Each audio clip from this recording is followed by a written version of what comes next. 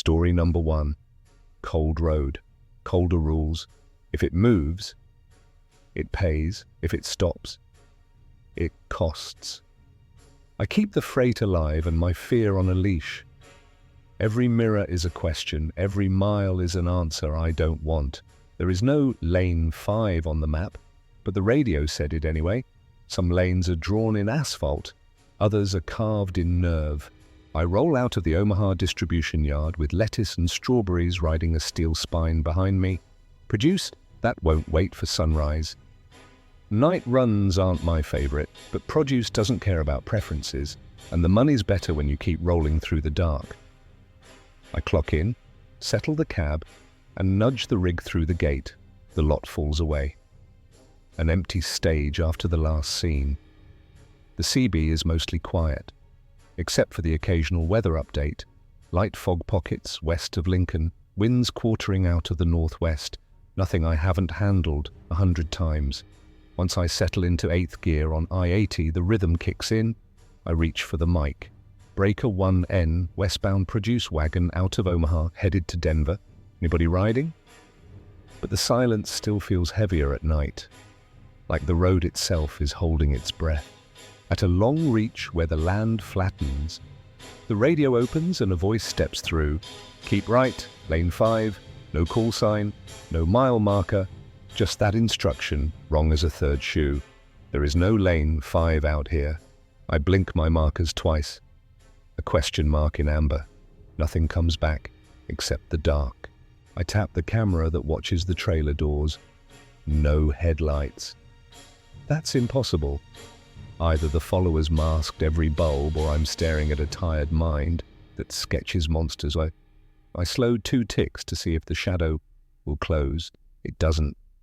It holds like a tide line. A rest area lifts from the prairie. I nose beside a cattle hauler and walk the trailer. The cut is so neat, I miss it the first pass. A slender slash across the rubber line to the driver's side rear brake chamber. If it parted under pressure, I would lose an axle's worth of stopping. My stomach free falls. I build a field fix. Tape, clamp, prayer. Dispatch gives me the same mercy they always do. None. Translation, keep moving. Produce waits for no one. Construction squeezes the highway into a single lane.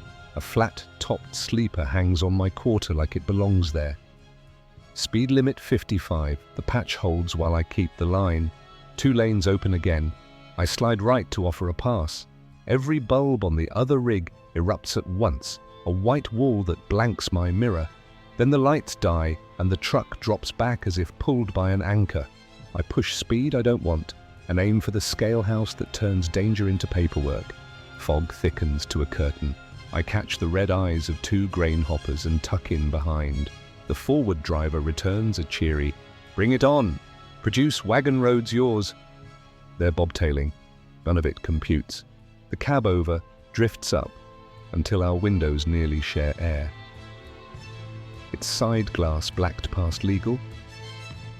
It lunges across my nose, wedges into a gap that should not exist, then vanishes into fog like a torn page. We reach the line between states. The scale house calls trucks like a lighthouse. Inside the glow, procedure restores gravity. I hand over papers.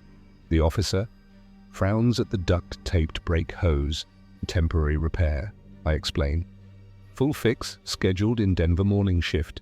He nods and steps inside to call in a grey cab over with no plates that blew through too fast. Back in my seat, I check the cameras of my rear-facing cam. Shows blank static. The forward cam, too. Those systems take a deliberate key sequence to disable. I park under lawful light and let adrenaline leak away. I choose breath over schedule. Sleep arrives like weather and leaves the same way. Morning puts edges on things. A service truck swaps the wounded line for new and initials a log at the dock while pallets move. I open a side compartment and meet a wrong thing laid where only my key should go. A matte black card with no name. Just 2 words and 7 digits. Lane 5. The compartment had been locked. Someone stood inches from my world and reached in. Reasonable explanations exist like props on a stage, jokers in dispatch, bored mechanics, coincidence with loud shoes, none fit. The card rides in the far pocket of my wallet, pressing its presence into my days. I never call. This is what I learned. The road has lanes the paint can't show. Men cut them with habit and hunger and drive them with the lights off. So I keep checking. Every stop, every hose, every lug nut. I listen to empty channels because empty can still warn you on climbs where pale light turns the asphalt to silver. I sometimes catch a brief flare of headlights that die the instant I look. Maybe it's fatigue, maybe it's what fear does when you give it miles. Either way, I roll on, freight needs moving, bills ask the same question every week, and somewhere out there is another lane where someone can hide. Story number 2. There are places along the interstate where the lights look holy and the ground looks hungry. Pull in, and the world around your cab goes quiet in a way that isn't rest. It's a held breath that belongs to something else. I used to think the road only asked for attention and diesel. That night I learned it also asks for a tax you pay with nerve, with memory, with the part of your voice that never sounds the same again. If a voice ever rides the static and knows your name without saying it, you'll understand why my hands still tense when the radio wakes up alone. The lot looked harmless. Painted lines, security lights, a low building with humming vents, harmless. Until a reflective vest turned into a mask and a flashlight became a key reaching for the wrong lock. I went in for a breath and came out with a story the highway keeps telling me back, word for word. Every time I pass a lonely rest area, I run by the name Smith, a new hand with a license still smelling like the printer. My rig is stubborn but honest, and the road has been sanding down my edges mile after mile. On a long pull through the hills, I saw a turnout sink into a shallow basin, a rest area folded in pines and sweet gum. The lot wasn't empty, but it had that museum silence. Long tractor-trailer silhouettes parked like relics, marker lights glowing as if curated behind glass. I lined up in a pull-through slot between a cattle hauler and a flatbed shouldering steel coil. The air held damp and resin, diesel and disinfectant. I did a slow walk-around because ritual is what keeps the big mistakes from happening. Checked mud, flap bolts, ran my palm across the sidewalls, made sure the glad hand couplers still kissed tight, peered into the bite of the fifth wheel. Nothing looked wrong, nothing sounded wrong. The fog rose anyway and turned the lamps into glowing halos. Inside the cab, I eased the seat back. Machines around me kept their own lullabies, reefer units, air systems, the far thrum of the main line. On the dash, the radio sat quiet with its private stare. My habit keeps it on channel 19 even when the talk dries up. That night, it spat a single breath, then went still again. If I'd been wiser, I would have taken that as an omen. I told myself I needed fresh air and a sink. The building sat low and plain, but the paint the color of wet chalk. I walked the path alone, boots counting puddles, each step swallowed early by the fog. Inside, the mirror gave me a face older than my license and a patience younger than it should have been. A stall eased shut somewhere behind me without the courtesy of footsteps. I said a soft, "Evening." The kind that means I'm friendly but not blind. No answer. The room offered only the buzz of its own lights. Outside, the fog had thickened into a wall. My Cascadia waited behind it, patient as a grazing animal. Marker lights burning the dimmest orange, halfway back. The radio on my belt kicked and a voice climbed out of the static and into my ear, a voice so close it felt like breath. "Come out, big rig boy." It used the CB, used channel 19 like a whistle a hunter keeps in a pocket.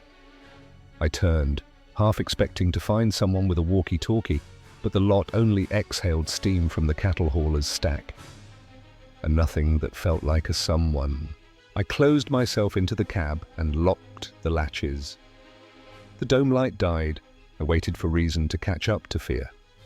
And reason was slow. A carrier wave hissed and fell.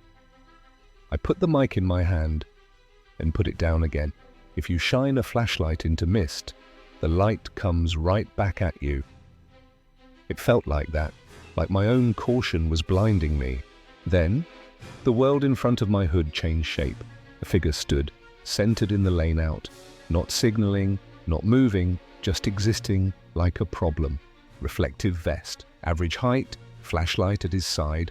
I thumbed the radio and asked Plain if he needed help. No reply.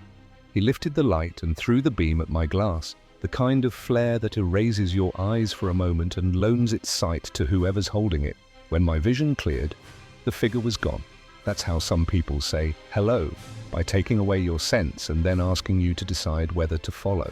I started the engine, brought the lot into daylight with the roof light bar, and drifted toward the lane. A turn, a ramp. A return to the big river of asphalt. Thought I'd shaken it. I was wrong. Aiken. The mirror gave me the thing I didn't want. A dark pickup, slipping out of the turnout with its lights blacked. The road was wet and the sky had opinions. I settled into a steady pace and asked on channel 19 if anyone else had eyes. Silence. Then the pickup flashed its beams, jumped up to my flank, and I finally saw the driver. Cap pulled low, face shadowed like a secret. He lowered his window and held up an oversized flashlight, sweeping the cone across my dash like he was inspecting me for purchase. He nudged toward my lane, casual as a neighbor, and I gave him space without giving him permission. The rumble strip beneath my right tires sang its cold warning. The pickup fell back. I tapped the trailer brake enough to print red across his hood. He swerved, then tucked behind my ICC bar again, riding too close, like he wanted to be in the same sentence as my rig whether I liked it or not. He leapt forward and scraped that light along the passenger side of my trailer, lingering at the cargo door handle as if the steel could talk. Then he cut across my nose to the right lane. The draft, fussing at my mirrors. For a breath, I let myself hope he'd peel away and find someone else to audition for.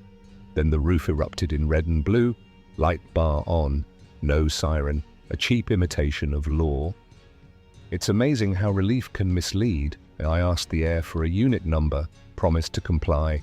The colors died. The answer was a moving blackout. He drifted to the shoulder and kept pace there, showering gravel but somehow steady. Door cracking open while the truck still rolled. The man in the reflective vest stepped out and jogged alongside, as if the world were a treadmill under his boots. He pressed the flashlight to the trailer skin like a stethoscope and tapped twice near the latch. No sound printed on air, just the suggestion of contact traveling through steel and into my bones. Then he cut away into the trees, swallowed by a strip of darkness I hadn't noticed until it ate him. For a stretch, the pickup vanished, ghosting across the median as if roads are optional for people who don't mind breaking rules. I set my jaw and drove the way you do when you're trying to be too boring to bother with. I told the radio what mile I was near and what direction I pointed. I told it plain I had an aggressive shadow on a wet night and a trailer full of things that don't deserve trouble, but no one answered. The road sometimes acts like a church. It hears you and decides whether to absolve you without letting you know. I was not going to the next rest area. I had one place in mind where authority wears bright colors and machines look under machines, the way station. I pictured cruisers parked nose to nose, open sign glowing, a shelter with rules and people who care about seal numbers. I kept it steady, let the road do its math, and asked the sky to leave me alone. Behind me, the radio popped again. The voice that had worn the static earlier climbed back into my cab. "Come out, big rig boy." Same tone, almost amused, almost patient, the way a fisherman talks to a surface that doesn't know it's hiding something with a hook in it. The hill broke and lights gathered like a city that only lives for trucks. Even from a distance, the way station shone like a promise someone meant to keep. The open sign floated above the ramp, Two cruisers angled across the entry like bookends. I signaled in, eased onto the scale, and watched uniforms become faces. They staged me into an inspection bay with a calm urgency, the kind that means they've seen this shape of night before. Hands motioned. I parked. I showed them my nothing-to-hide palms. They checked my plate, my VIN, my CDL, the seal that sat on my doors like a small oath. I told a trooper everything because once fear finds daylight, it needs to talk. I spoke of the restroom that felt vacant in the wrong way, the lid of fog on the lot, the figure with the reflective vest, the pickup that pretended at law, the flashlight that behaved like a pry bar trying to become a key. The trooper's jaw settled into a familiar line. He told me they were working two men who play the interstate like a carnival, one to distract, one to cut. They like poor camera angles. Prefer rest areas tucked into bowls. Target drivers whose habits still have soft spots. Sometimes they crack a seal and take. Sometimes they plant contraband and wait for someone else to carry the trouble for them across a border that gives the troubled teeth. The idea of being turned into a mule without consent made my stomach feel like it was riding on square wheels. A K9 team traced the trailer. The dog walked like a paragraph. Every pause meant something. I held still and borrowed the bay's sterile air. Long minutes stretched. The dog's handler shook his head once, brief and definite. Nothing. My chest remembered how to move without asking permission. A mechanic in coveralls the color of slate crouched by the rear doors with a lamp. Under magnification, you could see two strangers' mistakes, fresh gouges in the aluminum, one of them close to the latch, and a mark that looked like a bolt cutter had skated instead of bit. Evidence without the punchline. He made notes. They printed copies. A sergeant wrote a case number on a card and told me to keep it where I keep my power, and I slid it into the wallet behind my CDL, same pocket where a younger man once kept pictures. They advised me on the rest of the night, don't stop, don't answer voices you can't place with your eyes. If a pickup with a light bar plays mirror games, call the highway post from the radio room and stay on the big road where witnesses exist by the dozen. The advice wasn't news. Hearing it there, with bright light making the world smaller, felt like someone stitching up a wound I hadn't wanted to look at. A captain asked for a statement. I gave him the tones, the motions, the wrongness. He asked me if I could swear to faces. I told him, darkness wears its own lawyer. We both let that hang. When they cleared me to leave, I sat for a moment with the engine off and listened to the new silence. It sounded different from the one in the lot. It sounded like somebody had my back for a few miles, even if I had to hold the wheel alone. Morning has a way of repainting things that does not fix them. The sky came up in slow peaches and washed the ridge lines, but the highway kept its memory. Every pickup with a light bar looked familiar in the way a scar looks like a road map. The trailer felt heavier, though the numbers hadn't changed. When I handed the bills to the receiving clerk later, he glanced, stamped, and slid them back with the grace of a man who had never been chased by a problem that enjoys pretending to help. Back at the company yard, safety took me into an office that smelled like old coffee and new paper. We went through details. He photocopied the trooper report and pointed to liability lines like a man pointing out ice you can't see. He had a tech upgrade my dash cam and talked about parking choices. He didn't have to say the rest. We both knew equipment helps. But the first camera that matters sits between your eyes, and the first alarm worth having is the one you feel before you can explain it. The case number rode in my wallet and the gouges in the aluminum rode in my head. Nights later, the road unwound under sodium, and there it was again, the radio whisper that isn't a whisper, a signature written in air. Come out, big rig boy.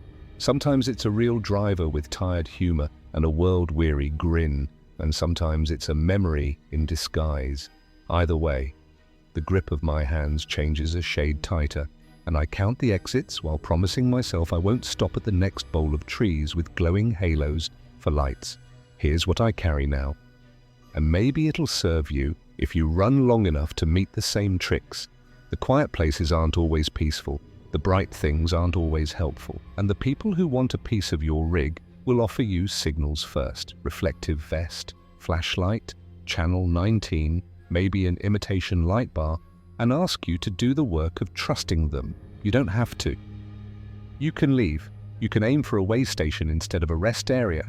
You can put your faith in inspection bays, cruisers, and people whose names are sewn above their pockets. I still love this life. The lanes, the bridges, the way towns appear and vanish like thoughts that don't need arguing. But I've learned to give the night my respect. The predators prefer routines, so I change mine. Bright stops over dark pull-offs.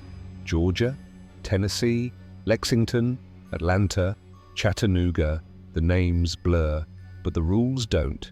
Keep your CB honest, your doors locked, your seal numbers logged twice, and your attention paid in full. When a voice that thinks it knows you asks for a meeting, let it talk to itself. And if you ever see a figure standing in an exit lane with a flashlight aimed at your eyes, remember this: the beam is there to make you blind long enough to agree. Don't. Keep the truck straight. Keep your story yours. The road will hold it for you if you ask right. And when the radio rises with that same low dare, come out, big rig boy. Let it find only the sound of your engine moving on. Story number 3, I was trained to read pavement the way a medic reads pulse. The subtle quiver in a lane, the cold suspicion that rises before light finds a sign. That place by the pines didn't sell freight. It sold the feeling that something had been rehearsed for me. Machines used to feel honest to me. Gauges, manifests, timetables, until a silent complex taught me that steel can host a hunger no calendar recognizes. I don't set alarms anymore. I wake before anything else can reach me first, because of what waited behind that dot. People want a ghost story of a dog. I don't have one. I have an operation wearing a business park like a mask. My name is Anna. Years on the road have rubbed my nerves down to working parts, and what remains is steady. My rig is a Kenworth Bowie 900, paint worn at the edges where I climb. Cab kept neat enough that a dropped bolt can't hide. Behind me rode a steel coil. A sleeping animal cinched tight. My manifest drew a straight line from Pittsburgh to Spokane, but the route had other ideas and folded me toward a detour printed as policy rather than choice. The sign arrived in that municipal green that pretends to be helpful. It spelled out Cold Springs Industrial Complex, then the quiet threat of mile marker 287. Paper said enter, habit said check, and something old in me said keep moving. I followed the arrows anyway. The yard opened like a shallow bowl. 3 long buildings formed into a horseshoe with loading docks lining their inner rim. Fresh stripes glowed under floodlights, poles too tall for the place they guarded. The design had the neatness of a brochure, efficient lanes, disciplined geometry, the kind of order that expects applause. But order should produce noise, fans, belts, distant voices, the bump of pallets. Here the quiet wasn't the absence of sound, it was a decision someone had made. The guard shack waited like a tooth on the lip of the yard. Windows tinted to turn faces into suggestions. No boots on gravel, no uniform stepping into view with a clipboard and the easy routine of a late shift. I eased the tractor forward, set the brake, and climbed down. The shack wore a clipboard on a chain. Documents flipping in a breeze I could not feel. Shipping manifests stared back. Rodriguez signed in neat diagonal for an HVAC drop. A coffee mug inside the window carried a green film that proved time had been sitting here without moving. Back in the cab, my fleet management system insisted the facility offered 24-hour receiving. The line on the screen led to a number that landed in voicemail and then into dead air. An emergency number printed on the bills did the same. The satellite communication unit winked as if everything were fine. Dispatch had picked this stop as a cross dock. Policy prefers obedience. I pulled along the stripe for Dock 7, squared the trailer, and eased back until the rubber kissed the plate. The dock door settled behind me. Not like a machine that finishes a cycle, but like a decision that clicks into place. I could feel the yard accept me. That feeling is not fear. It's the math of a trap drawing its perimeter. I reached for the mic and called out on channel 19, the old habit for strangers who might be friends. The radio offered only the weight of quiet. My phone showed no cell bars. The glass around me reflected my own face as if to tell me it would be the only face I'd see for a while. When I released the brakes to pull forward, the rig moved the length of a sigh and then refused the next inch. I set hard brake, swung down, and walked the drive aside as if the surface could confess. The answer sat where a working person would expect it. The trailer's landing gear cinched to a concrete anchor with a chain thick as a wrist. The padlock was the kind you buy when you want the world to understand you are serious. I traced the links, checked the frame, tested the slack. Whoever set it knew the craft and took their time. I do not make a habit of panic. I make a habit of tools, and I reached for the bolt cutters, weighed them in both hands, and looked toward the door that had just accepted me as inventory. The building did not move. That stillness wasn't comfort. It was staging. I knew now that the problem here wasn't confusion, it was choreography. Before breaking metal, I tried ritual one more time, the panic ping that swears it can find the sky from a tunnel. The light flickered and then changed its mind, and somewhere inside, weight met concrete with the rhythm of a person who doesn't need to hurry. I heard the presence the way a trained ear hears a flat tire before it shows, not loud, not dramatic, just inevitable.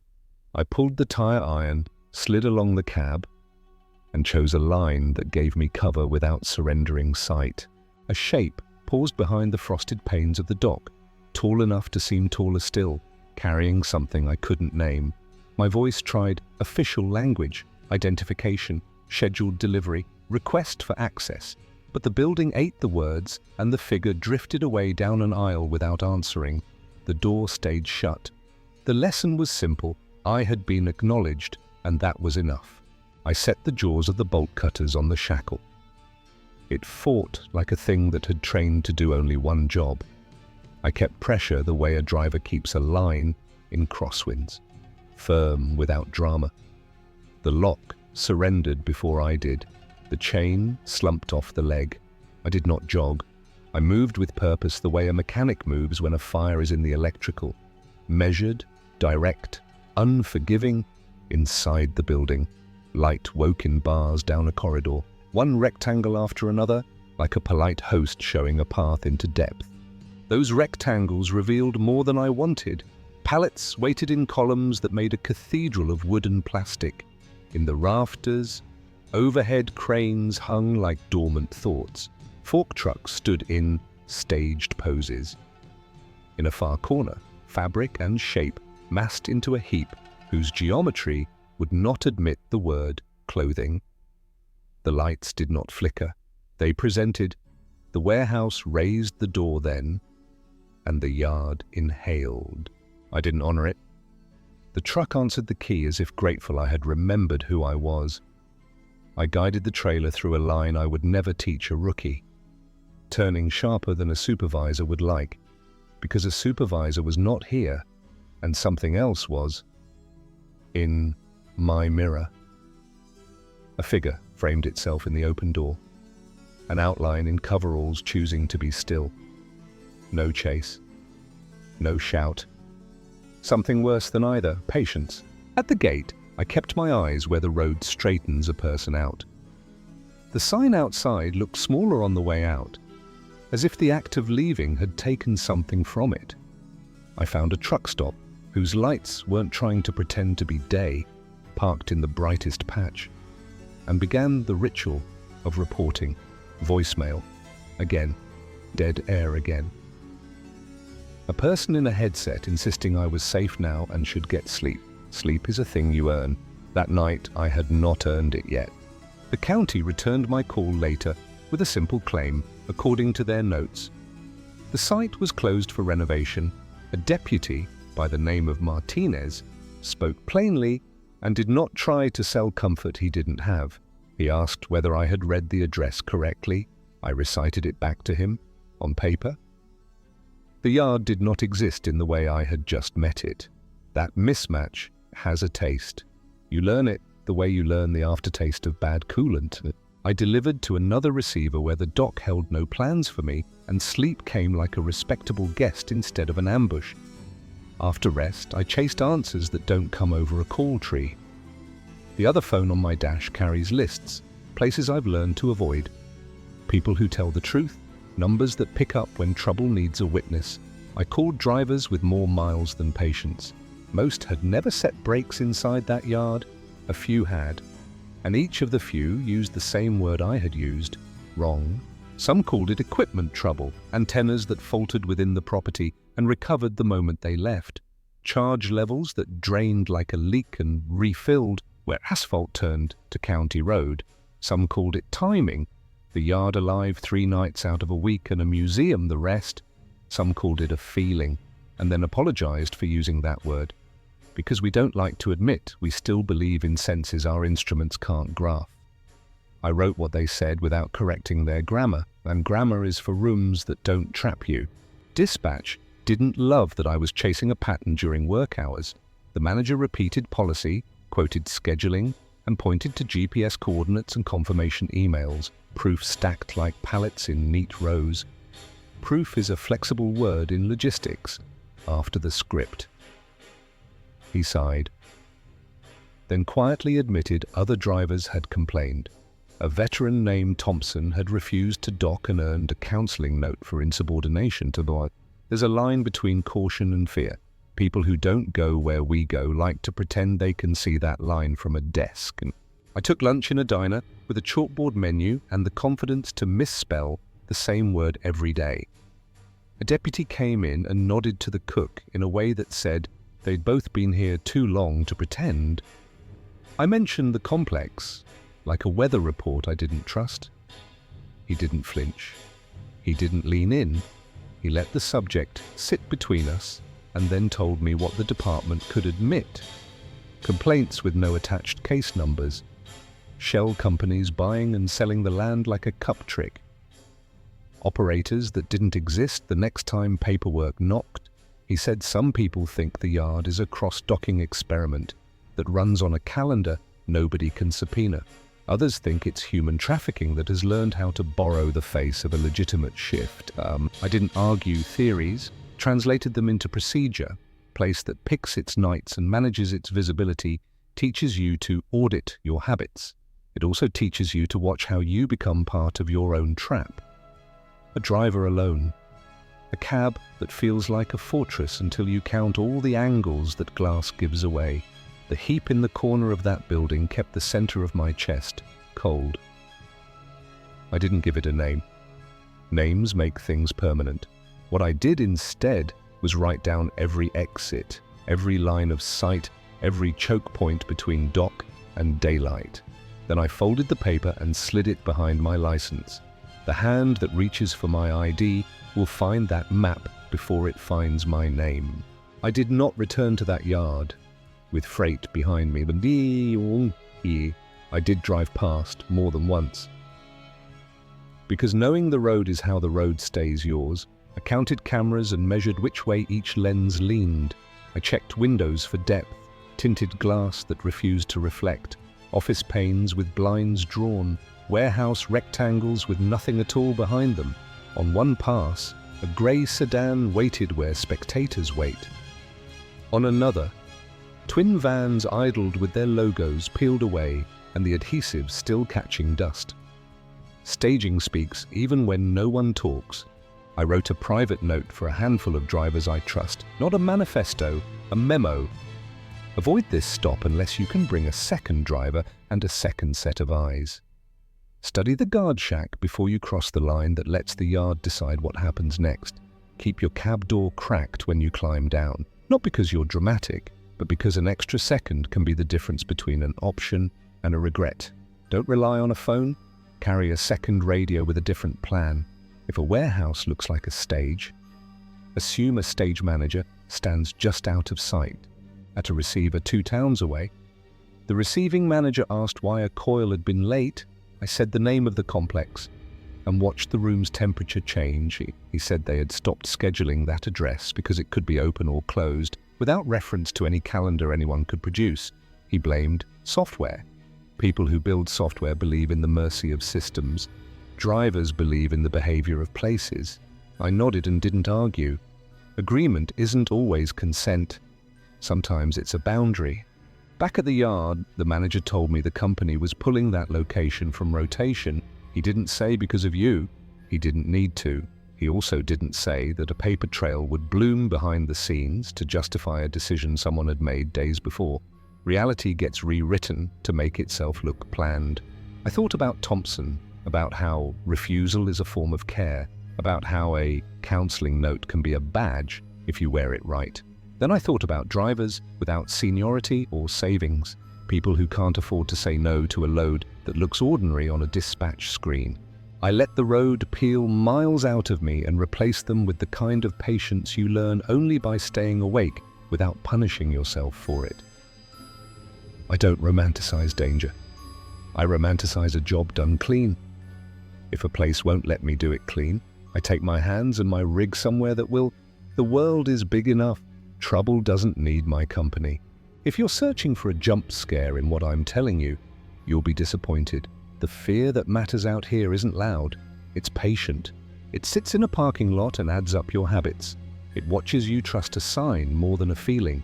It studies how you become part of a schedule you didn't write. That complex by the trees looked like business. It behaved like selection.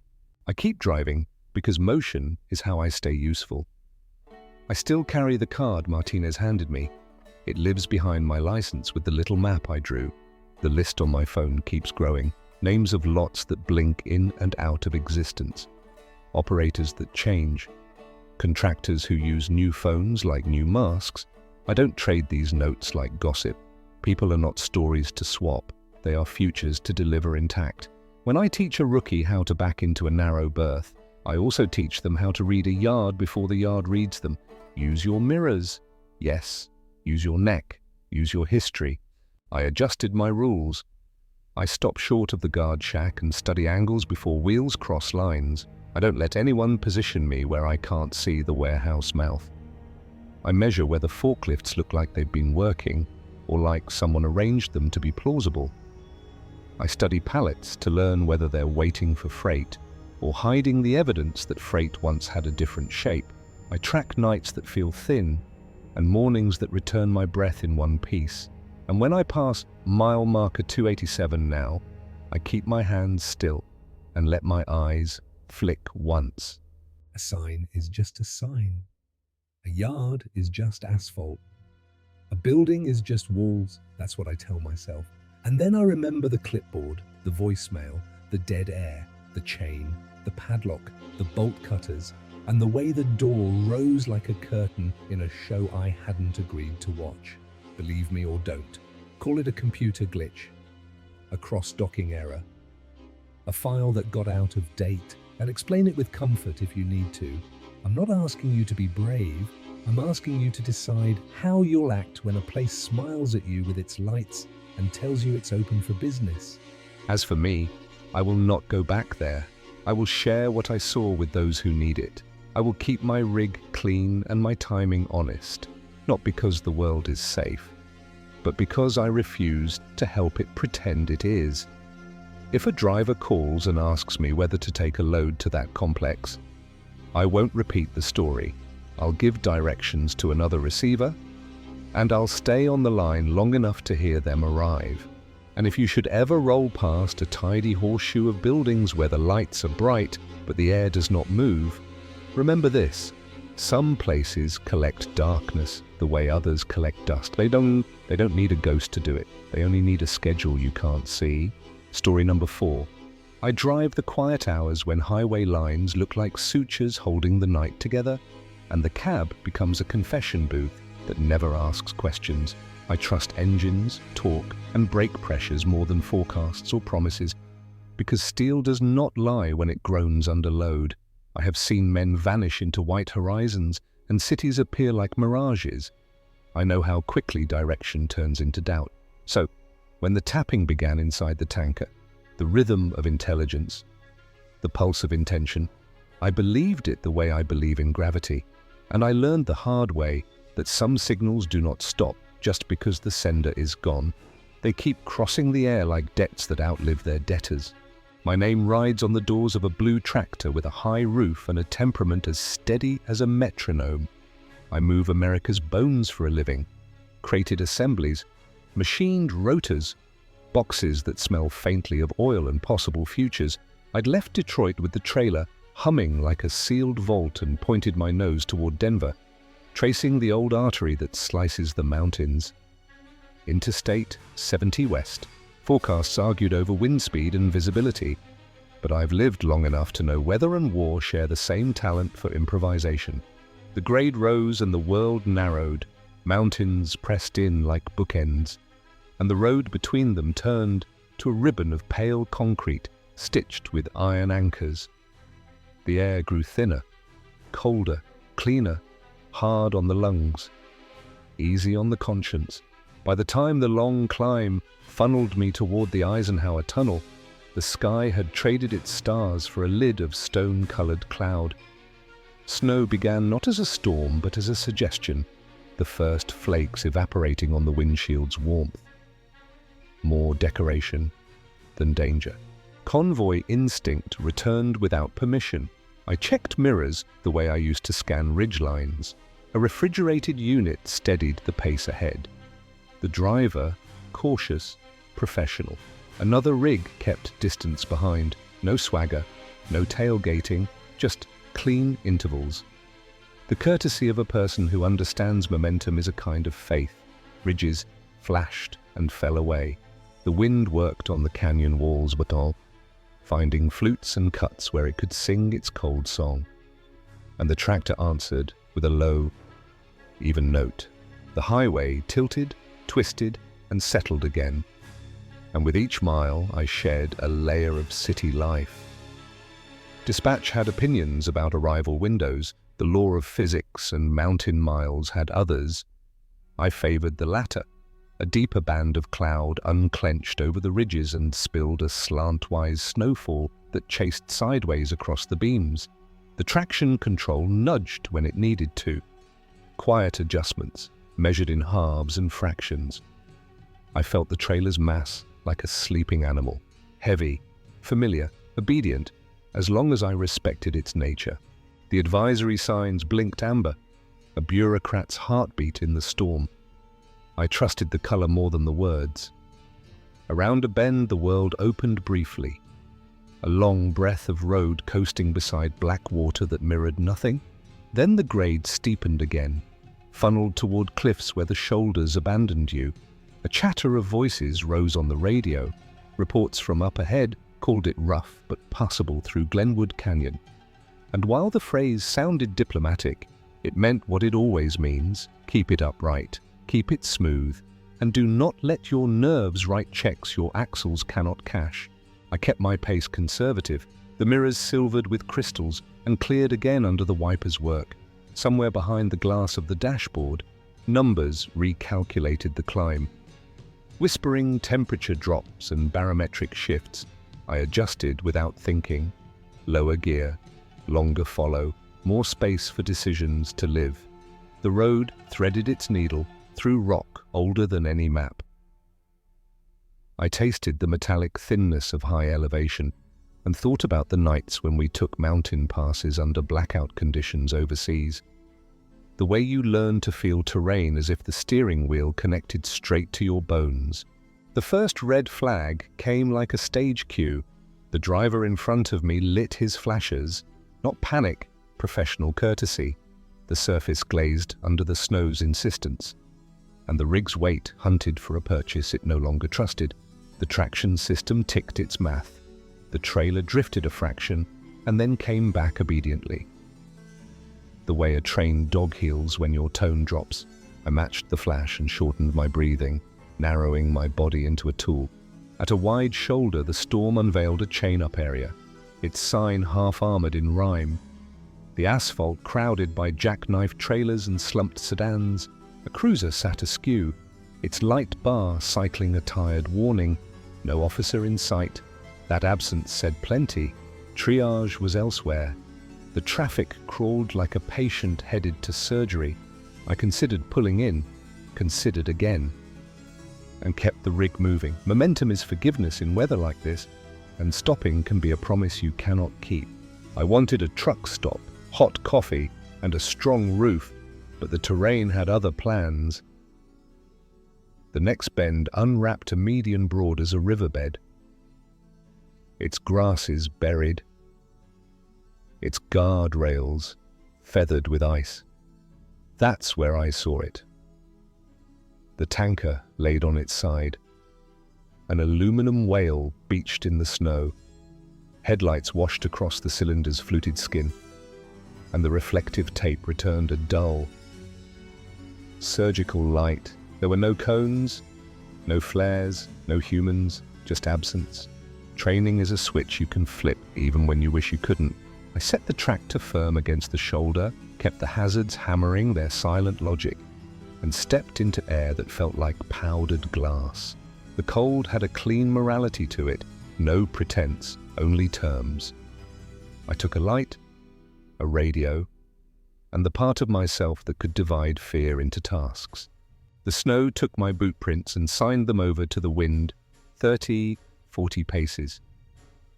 And the tanker grew enormous. The detail that unsettled me wasn't the damage, it was the lack of it.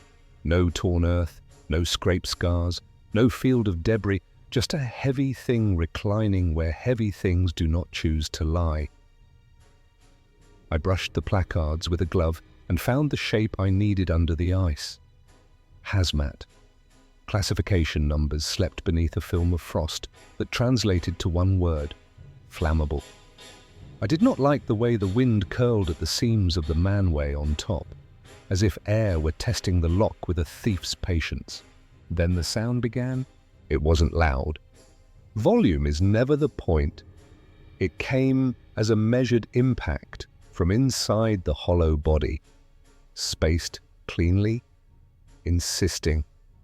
I put my ear to the cold skin and learned the pattern before my mind named it.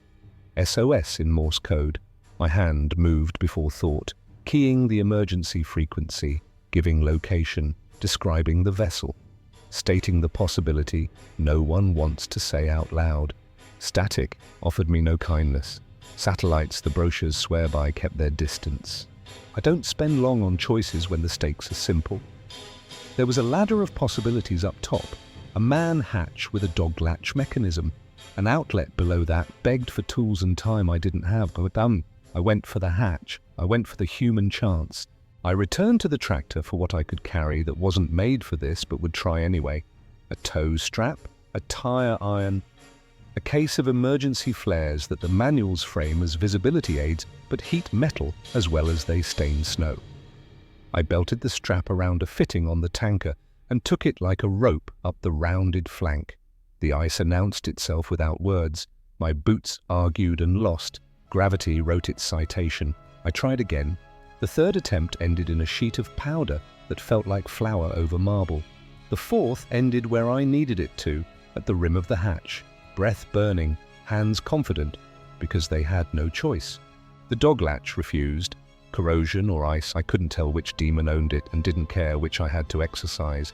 Cranked the iron into a purchase point and leaned my weight, careful instead of violent, giving the mechanism a way to save face. Metal shifted under protest but held its silence. Inside the tank, the impacts accelerated. Not random anymore, but urgent. As if the rhythm sensed my progress and answered with its own. I chose heat. 2 flares spat their chemical stars and bled a red light that turned the falling snow into a silent curtain. I laid them close to the hatch hardware and waited with my gloved hand hovering over steel until the edge blistered the air. Time elongated in weather like that. A minute can become a room you have to walk through. The radio called to an indifferent sky. The tanker persisted in its conversation. The snow repainted my footprints again and again. A kind of erasure that felt personal. Heat did what persuasion couldn't. The latch surrendered a fraction, and then more. I pulled until the muscle of my lower back began to lodge a complaint I ignored. The seal gave. The cover lifted a hand's width, then more, and a draft exhaled from the opening carrying a sharp, solvent, clean odor that burned the back of my throat. Not gasoline, something stranger, something that didn't belong alone in the cold. I angled my light down into the space and braced for what should have been there.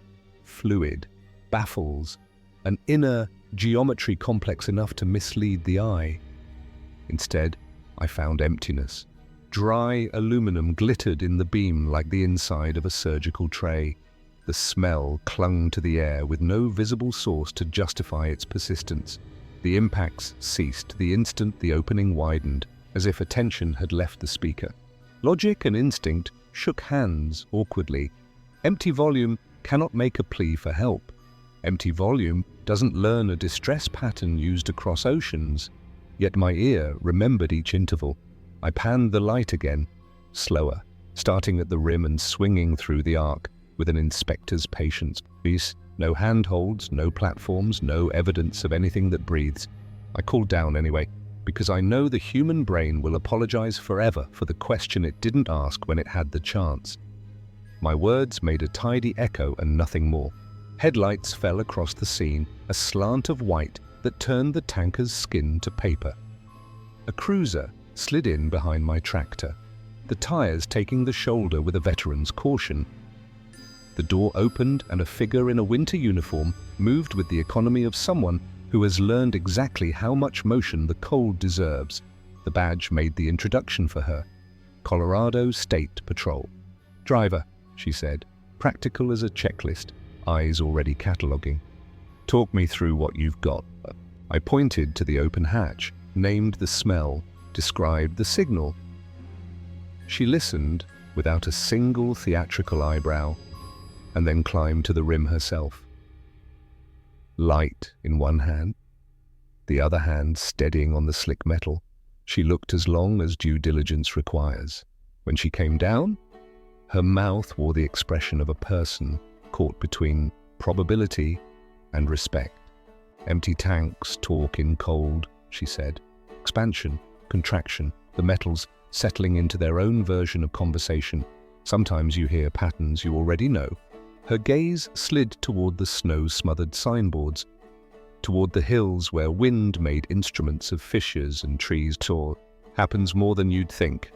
It was a reasonable explanation and therefore failed the way reasonable explanations often do when your experience refuses to testify on their behalf. I told her what made it different, how the impacts changed cadence as I moved, how they stopped when the hatch opened, how the odor felt like a signature without a body to sign it.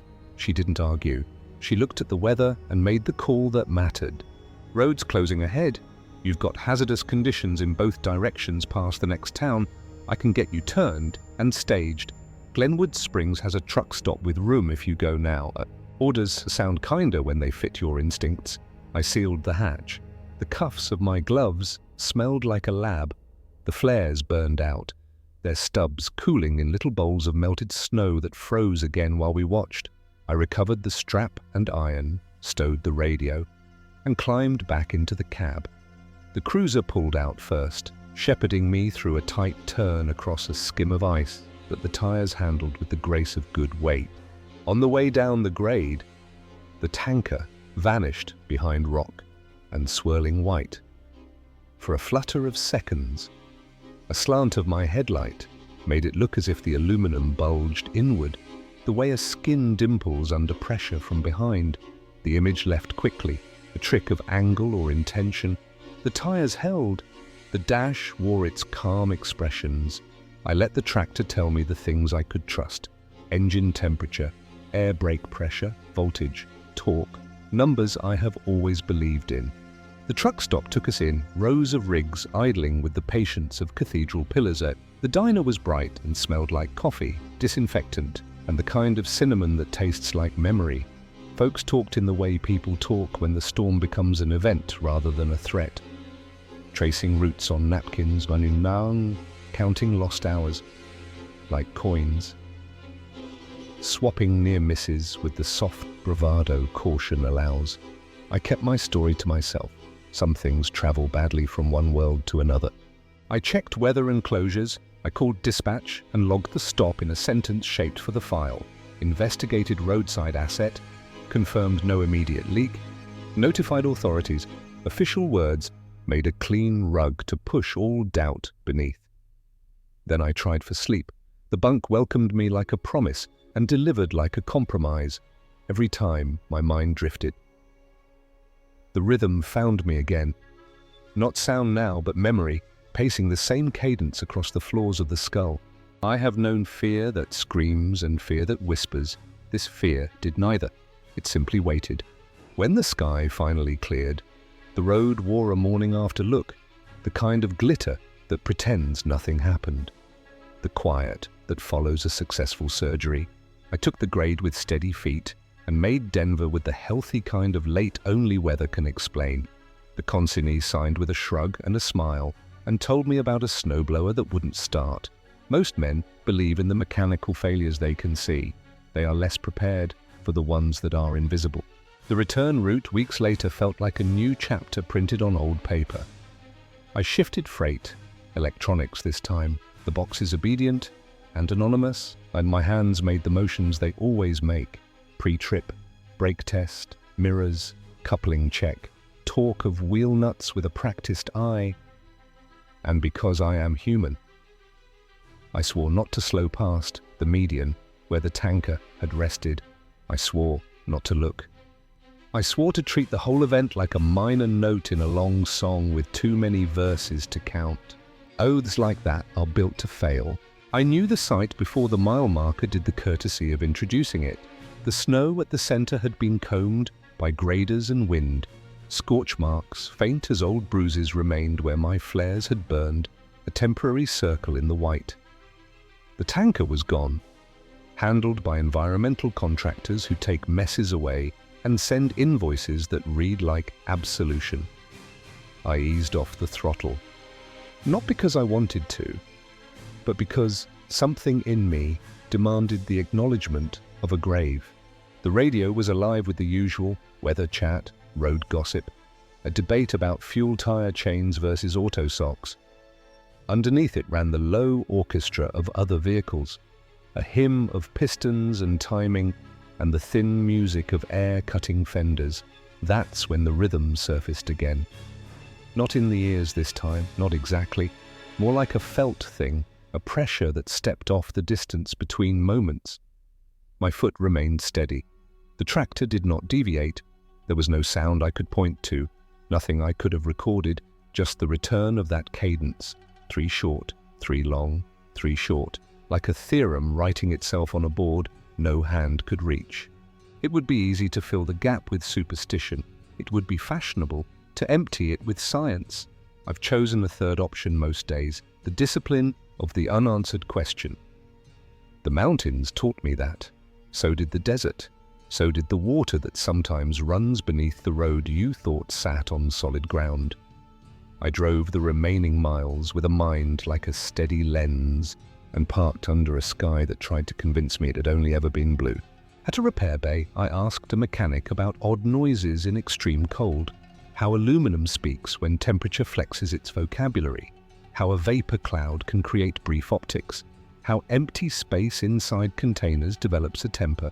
He told me stories and gave me numbers and produced a thermodynamic chart with rising lines that looked exactly like patience losing its resolve. We talked about maintenance. We did not talk about messages. I phoned a friend, one of the few who knew me before and after uniforms. He said what friends say when you bring them a bridge that starts nowhere and ends nowhere.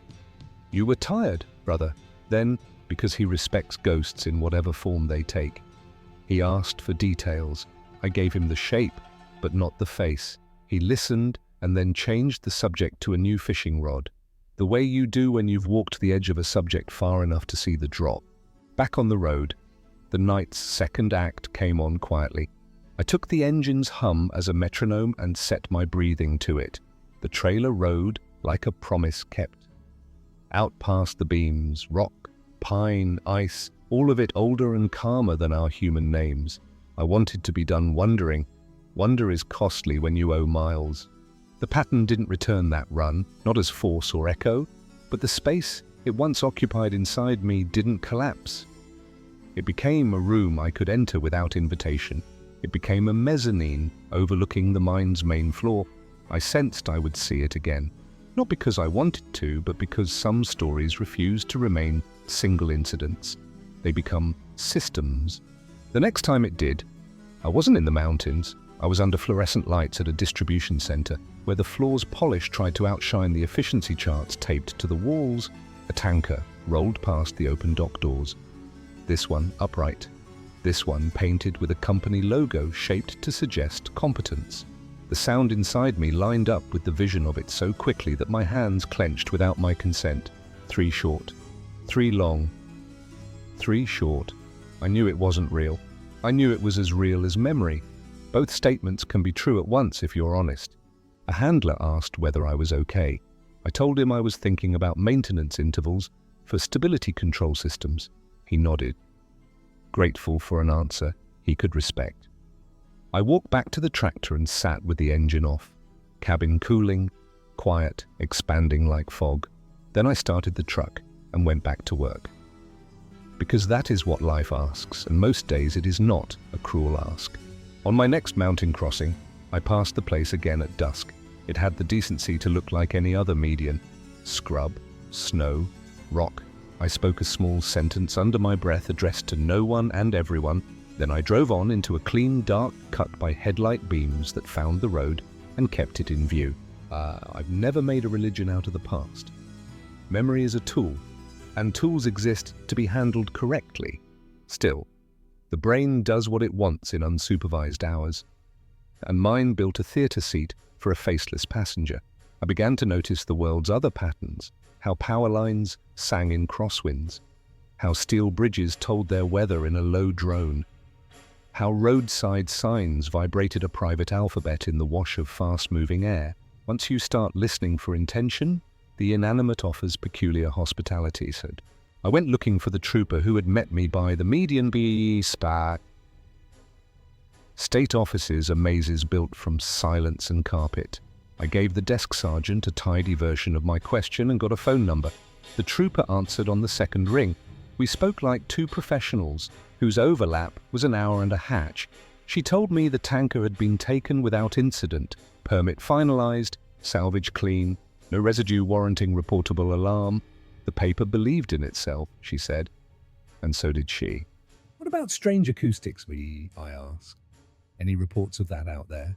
You could set an orchestra out here, she said, patient but not patronizing. The canyons will play them back to you in a key you don't recognize. Guard rails tick under temperature swings. Retaining walls write Morse none of us taught them. Drivers hear all sorts of things when they're wound tight and the night is loud. She paused, and when she spoke again, the words had edges. If you heard SOS in Morse code, you did the right thing. Doing the right thing is its own outcome. Sometimes that has to be enough. I thanked her because gratitude is the only currency that matters in conversations like that. After, I parked in a grocery lot. Sipped coffee from a lid that burned and tasted like penance, and watched snow plow trucks stage along a side road, orange lights breathing their slow warning into the ordinary afternoon. A tanker, not mine, not anyone's I knew, rolled past on the cross street. I listened. The pattern did not come. The relief felt like a reprieve, which is a cousin of dread. A week later, I woke at a motel with an air conditioner that decided it was a philosopher.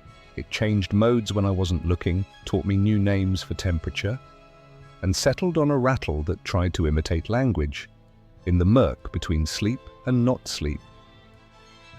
The cadence returned, not from metal, not from wind, from that cheap plastic box that had never carried a gallon of anything in its life.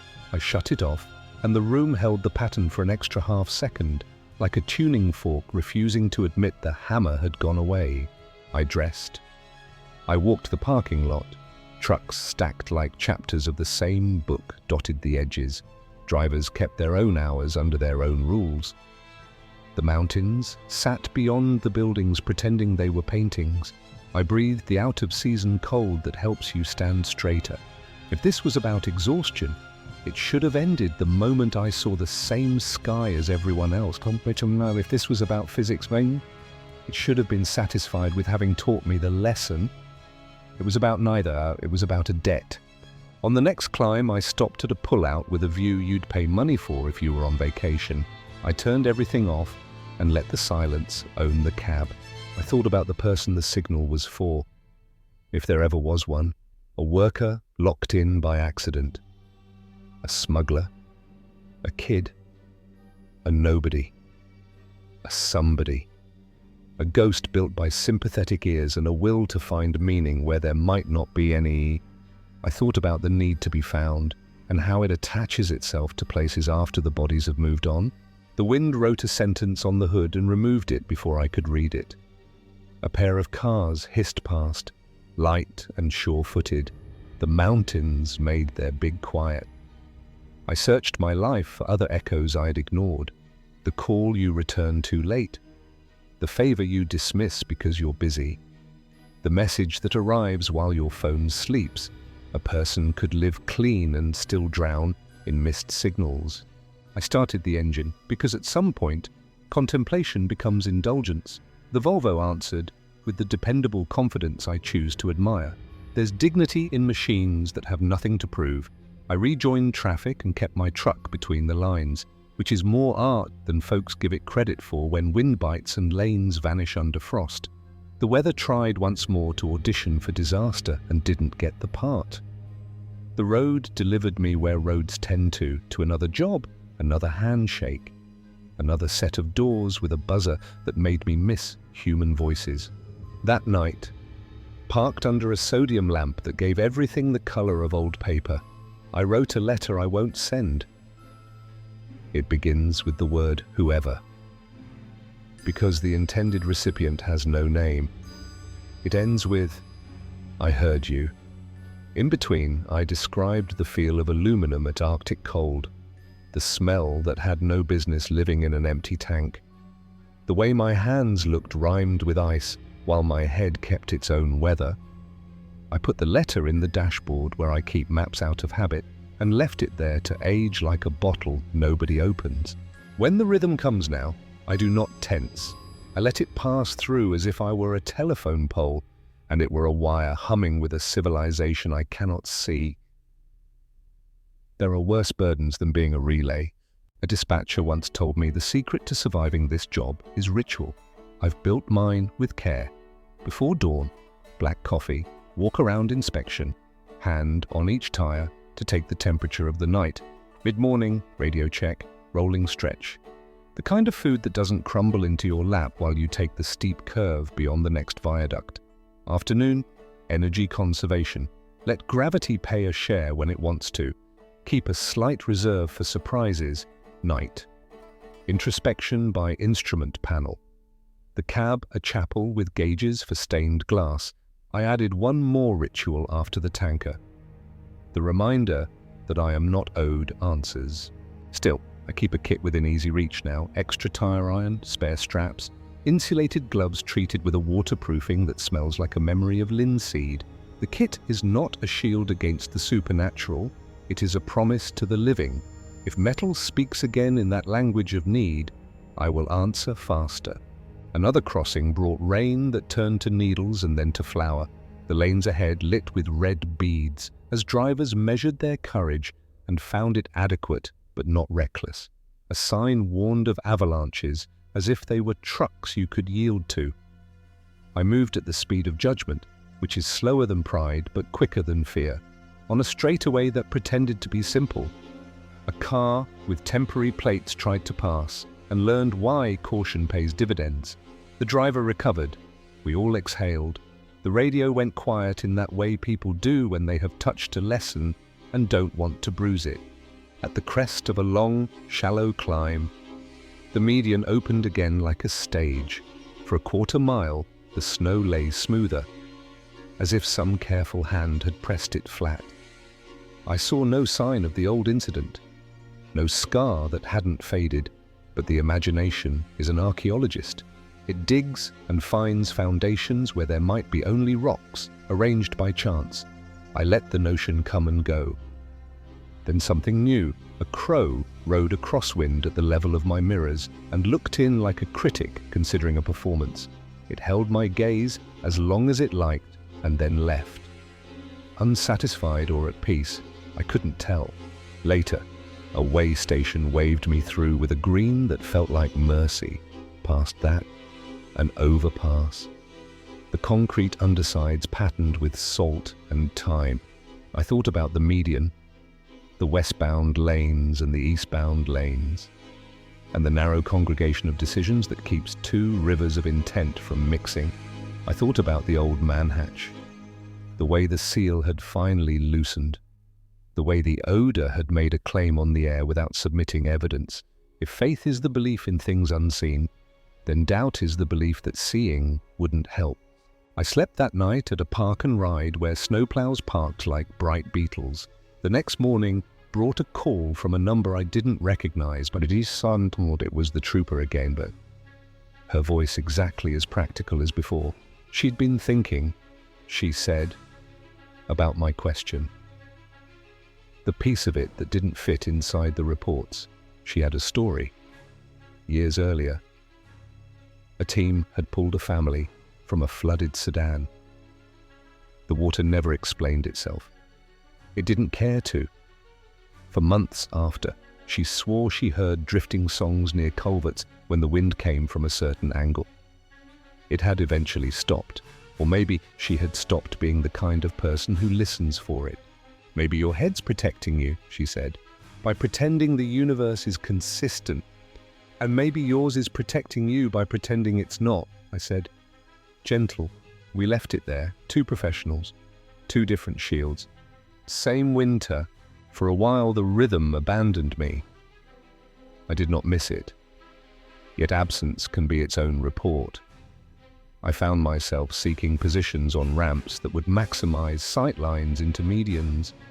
A habit I could pretend was about safety, but was also about grief. I kept the windows cracked on still nights to let the world's small voices in.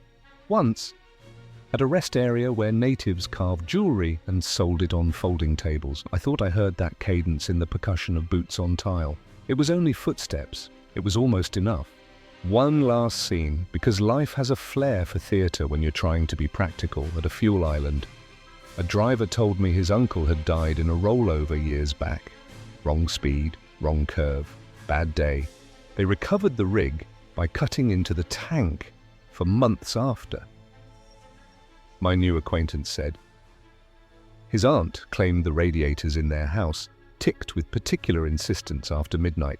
He laughed when he told it, because laughter is a way to shape fear into a mask you can store easily. I did not laugh. I asked him what mile marker it had happened near. He tried to remember. He could not. I kept expecting the story to give me a clean ending because our culture loves them. It didn't. So I did the next best thing I know. I built a clean practice, and each time I pass mile marker 19, I do 4 things.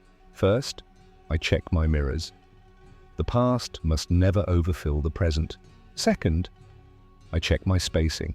Room for other people's mistakes is the cheapest insurance policy in any weather. Third, I scan the median for shapes that do not belong and the shoulders for those who might. Fourth, I listen exactly 10 breaths. If the cadence comes, I answer out loud with the word that repairs almost anything worth repairing. Here. You could argue that I'm talking to myself. And you'd be right. You could argue that I'm talking to someone who once was and is no longer. And you might be right. You could argue I'm practicing for a moment when the sound will be no metaphor at all and a life will hang by the thickness of an aluminum lid. That's the argument I prefer, because it keeps me useful. There are nights when the wind threads the rocks so precisely it feels like intelligence. There are days when the engine's idle stutters into a pattern the way a heart sometimes tries out a waltz instead of a march. I don't romanticize it. I avoid the easy seductions. There is the world, and there is the witness to the world. And then there is the overlap where meaning can be Harvested, I work that ground the way I work these lanes, steady, aware, unafraid to break. If the trooper were here, she'd tell me her side of the story, how her years have taught her to spend faith sparingly, how anomalies resolve into explanations if you let time do its job. If my old friends were here, they'd split into two camps, half reciting physics, half telling me about a house they knew where lights flickered after a certain man died. I would listen to all of them and I would keep driving, because nothing in their testimony changes what I owe the living. The road home from the high country can feel like a descent into ordinary life. You pass exit names that sound like the subplots of a western. You smell fireplace smoke and merged lane anxiety. You remember that cities collect the heat that mountains refuse. I roll the windows up and let the heater do its quiet work. I set the cruise where the law likes it and let the miles come without drama. I think about how many thousands of gallons of unknowns move each night under other people's names, and how rarely those names break the surface of their own lives. At a diner, I carry a notebook that's seen rain and grease. I draw the tanker's shape from memory, the oval cross-section, the ladder rungs, the man hatch where the seal parted with reluctance and made a sound that was not on the banned list, but might as well be. I label the parts, adding what I've learned since: vent lines, emergency shutoffs, bonding cables.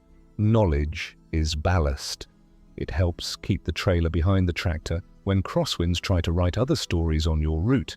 On the last page, I write a sentence and then write it again, not because repetition makes it truer, but because it helps me carry it.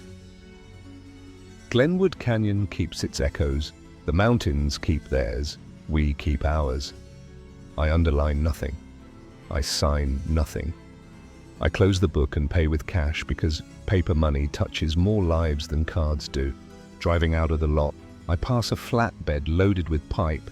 A kid with a clipboard confirms chains and binders while his breath paints the air. He looks nervous in the way that promised experience will soon make him calm. I give him a thumbs up and he returns it like a man receiving a medal. Then I enter the on-ramp and my long companion meets me where it always does. Pavement, wind, decision. I set the signals, check the blind spot that isn't, and merge into a future measured in white stripes. Somewhere behind me and ahead of me and under me, the world continues to rehearse its private percussion. If it needs me, it knows how to reach me. 3 short, 3 long, 3 short. No promises beyond that toy, no claims I cannot honor. Just a driver with a Volvo, a spine full of miles, and a willingness to stop when stopping might save someone I'll never know. That is my creed now. No altar, no hymn, only the road and the vow it asks of those who run it at hours when even the mountains lie still. Westbound or eastbound, empty or loaded, you listen, and when you hear the world ask for help in a language you understand, you answer. Story number 5. I was raised on stories of asphalt and grit, but the desert wanted to rewrite my bloodline. What looked like a stranded tractor was a doorway left ajar by people who study routes the way hunters study trails. By the time the truth surfaced, the sand had already erased my footprints. They planned to take my load. They forgot stubbornness rides in my passenger seat, with my family's name stitched across it. If a man calls himself Peterson in the middle of nowhere, your best move is to pivot the beams and let him vanish in your dust. I drive a refrigerated rig for a living, the kind that hums steady and keeps produce crisp while the world outside bakes to a hard crust. People imagine solitude when they picture trucking. They're right, but they forget the vigilance, how the mirrors become your extra set of instincts, how the road teaches you to read its mood like a living thing. I learned that from my grandfather, who hauled fruits through an era that tried to make him invisible, and from my father, who crossed coasts until his back gave out, but his caution never did. I carry their habits with my coffee thermos, along with a belief that a roadway is a promise you have to defend. The desert was the color of rusted iron and shrugged heat upward, even after the light faded. The ribbon of highway narrowed into a two-lane thought, unspooling through sage and low hills that kept their secrets. I kept my reefer steady, checked the gauge, listened to the compressor's honest labor. The cab smelled faintly of citrus from a sanitizer wipe and the intention to stay awake.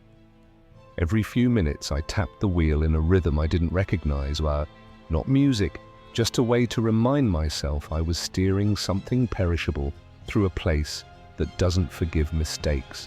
Far ahead, something broke the horizon, dark mass, wrong geometry for a curve.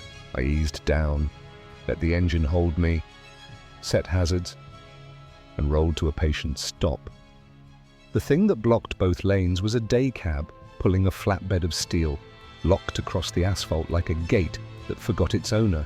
No triangles, no flares, no pulse of warning, just a truck sitting like a dead star in the center of everything I needed to cross. I tried the radio. Nothing answered. Silence isn't rare out here. But this silence felt calculated, like a breath held by someone waiting behind a door. I climbed down with my light, left the engine on in case I needed to move faster than nerves would allow. The air was the kind that dries the inside of your mouth in a single inhale. A coyote would have sounded at home in it, but even the wildlife chose discretion. Closer, details emerged. The door hung open. The dome light had a tired glow. The windshield wore a spider map of stress their insurance would dispute. The seat slid back to a height too close to mine to be coincidence. A logbook lay open like a staged confession, and the cup holder cradled coffee that hadn't decided to cool. A receipt in the passenger side pocket offered proof of recency like a calling card. I circled the flatbed. Steel rebar lay in obedient rows, but not perfect. Holes on the top layer where something heavy had been persuaded to move. The landing gear was down, which doesn't happen when panic snaps a vehicle sideways. That's what you do when you plan to leave the trailer. That's what you do when the scene is theater. A voice drifted from scrub, faint, male, rehearsed. "Over here," it said, the words reaching as if they had blisters. My light found a man on the ground, jeans dusted, shirt salt-stained, mouth cracked as if thirst had been hand-carved into him. I kept distance. He wore exhaustion, like it had been tried on in a mirror, not lived in. He saw my skepticism, tilted a grateful smile anyway. "Power steering died," he said. "Kept it upright, but the radio is dead and the phone isn't catching the tower." I handed him water, watched more spill than necessary down his chest. He leaned into my arm, the weight too careful to belong to someone who had been wandering all night. I named him by the logbook and asked a question cloaked as concern. He gestured at the truck, described bad luck in responsible detail, and I almost let his version become mine. Because the gauges glinted like nothing had bled. The tanks looked full, and the fifth wheel release sat in a position no accident earns. I saw it, and then he saw me seeing it. Whatever mask he wore slid off clean. The slouch left his shoulders. His eyes narrowed, not with apology, but with appraisal, as if I'd just cost him a bonus. "You're quick," he said, praising me like a butcher might praise a lamb that ran in an interesting zigzag. Then the ground learned a new kind of rumble, engines cresting somewhere I couldn't see yet but could feel in my ribs. He tapped a handheld clip to his belt and transmitted my presence as if he were confirming a delivery. I understood everything at once. The stranded truck was bait, the man in the dirt a decoy, and I was the fish that had studied the hook and bit it anyway. I didn't retreat to my cab. That's the obvious move. Obvious gets you boxed. I went sideways into brush and rock, killed my light, and made my own horizon. The desert resists feet that don't belong to it. Thorns found fabric. Stones rotated under boots like they were negotiating with gravity. I counted breaths instead of minutes and let sounds tell me where the highway was by not being there. Back at the road, beams multiplied. 2 pickups materialized first. followed by the outline of a tractor meant to swallow mine and keep my reefer cold while they changed paperwork and geography. They spoke in short phrases that carried easily in dry air. I kept moving until the hill between us made their voices into a rumor. I built a map out of the shape of the land and the distance between my heartbeat and the reflective glint of chrome I could not risk. At a rise, I stopped and scanned. Below, my rig sat hemmed by strangers. They worked with the efficiency of a crew that had rehearsed on other drivers who didn't have anyone waiting to ask questions. I could have watched the rest of the night drain away there. Could have let their timeline be the only timeline, but another light approached from the opposite side, single pair of headlights that kept legal pace. The kind of steady that belongs to a professional who trusts rules until someone gives him reason not to. No signal, no bars, just the old language of light.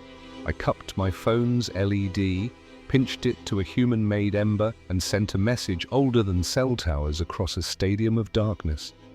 3 short, 3 long, 3 short. I didn't stop when my thumb asked for mercy.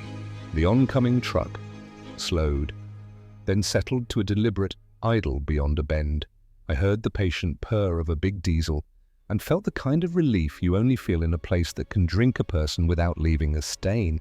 I marked landmarks with my eyes and traced a path that would bring me to the stranger without turning me into a beacon. When I reached him, I raised empty hands first and words next. He lowered binoculars, weighed what he saw, pants scratched by plants, face burned to a truth. Urgency that made it through all of that without flinching. He was older. Montana plates on his bumper. Lines etched where a life on the road writes its memoirs. I spoke quickly, the blocked lanes, the man who auditioned for victim, the convoy that would not be recorded by cameras that did not exist out here. He answered by reaching for a phone that didn't care about cell towers. He spoke dispatch like it was a second language, clean and clipped, adding detail when I breathed. I waited in the shadow of his tractor, drinking water that tasted like oxygen itself, while he repeated my sketch to people who knew exactly how to fill it in, with warrants and coordinates. So, the silence ended with colors, the kind that make criminals run math in their heads and come up short. Units slid into positions I could not have drawn if you gave me a decade and a map. The thieves scattered in panic's choreography. 2 pickups were pinned and opened like bad arguments. The tractor that wanted my reefer abandoned subtlety and took a bad line across loose ground, only to find that eyes in the sky can see heat the way daylight sees shape. It died in a wash, and the driver surrendered to gravity's opinion. Peterson, if that's his name, evaporated into scrub the second he learned he was not the only one with a radio. Sometimes wolves get away because that's how stories stay honest, but the ones in custody told enough truth to make this stretch of road less profitable for people who misunderstood what commerce means. They'd been running the same theater with different curtains, lifting loads into refrigerated mouths and sending them south to disappear into a new chain of custody. They gambled on night. They forgot about witness. I gave my statement beside a rig that still breathed cold. A trooper told me I had good instincts. I said I had good teachers. The Montana driver declined anything that sounds like payment. He said the road watches the road. And I believed him. I took his name anyway. Gratitude needs a place to live.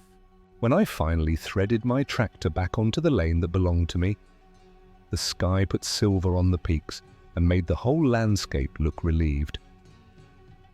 I backed to a dock and watched a receiver thaw into respect when I explained the dent in the schedule. He called me tougher than steel and meant it as a compliment.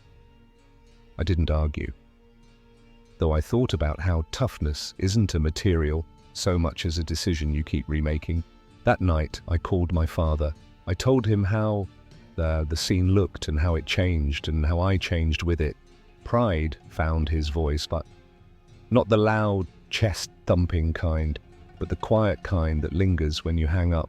He said the road examines everyone in its own time. He said I answered well. I touched the knife he gave me. the one I use for straps and, if pressed, for more than straps. And I felt the world click into an alignment that included more caution and less assumption. I still drive the same rig. The mirrors still give me extra eyes, but since the desert leaned close and tested my story, I check angles nobody taught me to check, and I leave generosity in the toolbox when a stranger's performance asks for applause. Not because I'm unkind, because I want to see my family again, and because the lettuce in my trailer deserves to arrive where it's needed instead of becoming a footnote in a police report. People say trucking is lonely. Maybe. To me, it feels occupied by the voices of those who drove before me, by the hum of machines that keep their promises, by the knowledge that sometimes the right move is to run into darkness and trust your ability to translate it. I carry that translation now. Permanent as a scar you show only to those who understand. The desert taught me a final theorem. Out here, hero and victim start from the same mile marker. Who you become depends on how fast you name the danger and how willing you are to move before it does. Story number 6. They emptied a working port around me and left the lights on, like a stage set waiting for the last actor, me, to miss his cue. The first message wasn't a text or a call, it was paint. They know what you carry.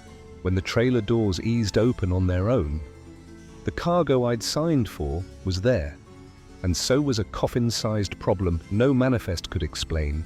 The woman who stepped out of the shadows spoke my name the way a professor cites a source, and priced my future at industrial prototypes worth approximately $50 million.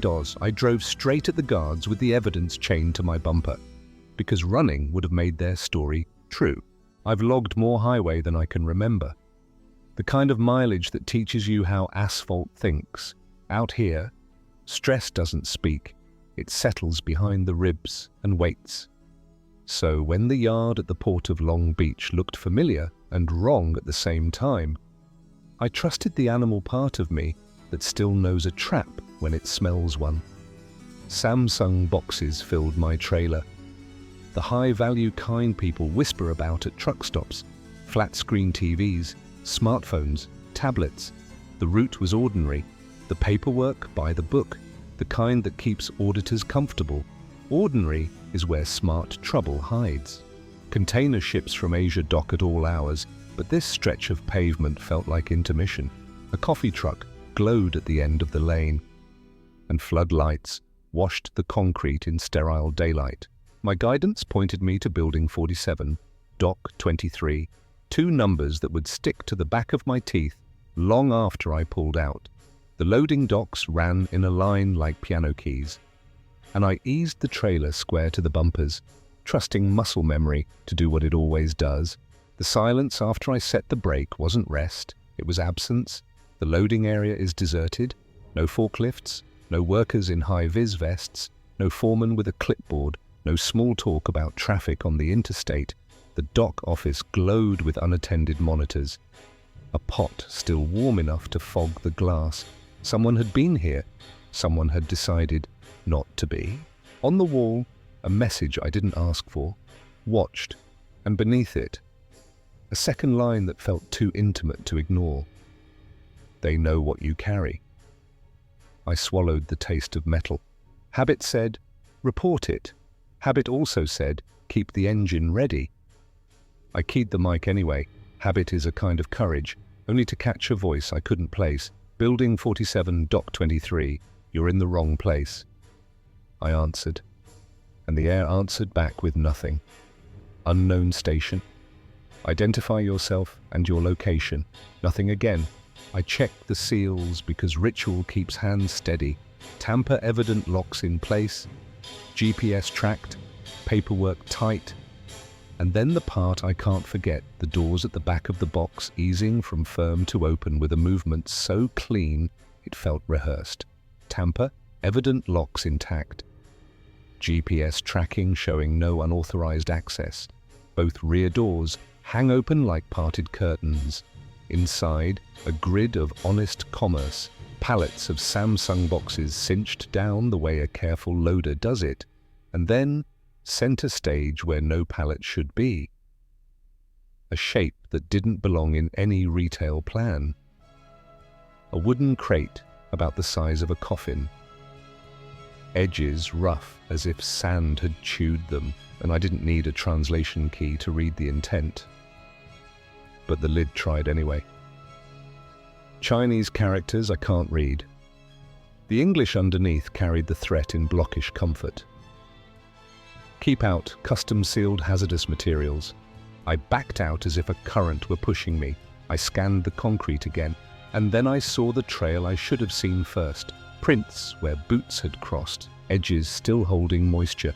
Somebody had been in my box, had walked toward the open air minutes ago. Somebody had wanted me to know they were better at this than I was. A figure came off the stack lanes. Problem with your load? Driver, coveralls, reflective vest, the uniform of legitimacy, but the fabric was clean in the wrong places, Kial. And the port security badge had the kind of blankness you only notice when you've stared at the real thing day after day. Your trailer's been selected for random inspection. He kept coming, comfortable as a man on his own porch. Eyes reflecting the yard lights like polished stones. I tried the one lever they hadn't stolen yet. Mayday, Mayday. Port of Long Beach, Building 47. I broadcast the truth into the open. He turned slightly, put a radio to his mouth, and made an instruction sound like a friendly suggestion. Cancel that broadcast. False alarm. The channel went dead. The stillness that followed wasn't peace. It was design. If they wanted me pinned, they expected me to freeze by it. I didn't. I jogged toward the other tractors, tried doors that should have opened and found curtains pinned and locks engaged. The coffee truck offered yellow light and the lie of company. Nobody stood behind the counter. A paper note curled on tape. Back in 5 minutes? Fresh ink? No fingerprints in the sugar. The whole place felt like a movie set at midnight. Lights on, actors gone, marks taped to floors that would never be scuffed. I wasn't in a yard, I was in a script. She entered last, as if she'd been waiting for the room to understand who owned it. Not the man in coveralls, a woman in a suit that had never seen lint. Hair pinned in a pattern that meant someone else had done it for her. She used my name first, stated, not asked. Thank you for transporting our cargo safely to its destination. The men arranged themselves in the gaps behind her like punctuation. I'm not part of whatever this is, I said. I'm a driver with a schedule and a signature. She offered no warmth and priced the object in my trailer. Industrial prototypes worth approximately $50 million then. Technology that certain governments would kill for. 50 million reasons to be exactly where they wanted me. 50 million reasons to walk away from my own name. I asked the only question that might buy me time. Why my truck? She shifted her jacket and let me see what it hid. Then she gave me their homework on me. Your route is perfect. Phoenix to Los Angeles. Regular weekly runs, impeccable safety record. She described a plan that used my competence against me. The invisible courier who never raises a flag because he never forgets a step. Theft, wrapped in my reliability, disguised as routine. I told her to take it. Simple, stupid, honest. You want the crate? Take it. Leave me empty. She declined, not because the plan wouldn't work without me, but because I'd seen too much. The crate continues to Phoenix as planned, and I would continue with it, because deniability hates witnesses. Their eyes said the decision wasn't personal. Their posture said it was permanent. From somewhere inside the building, a system decided to object. The columns flushed emergency red, and a synthetic announcement traveled across the concrete in waves. Security breach Building 47. All personnel evacuate immediately. For the first time, her mask cracked. She gave orders in 2 languages. The men around her adjusted the geometry of the yard, moved toward a vehicle wedged between containers. Their control of the scene wasn't broken, just hurried. I didn't run away, but I ran toward accountability. I climbed, started, and rolled. The box behind me, heavy with truth. I steered straight at the checkpoint and put the story where it belonged. When you can't explain a miracle, you present it to someone paid to believe in paperwork.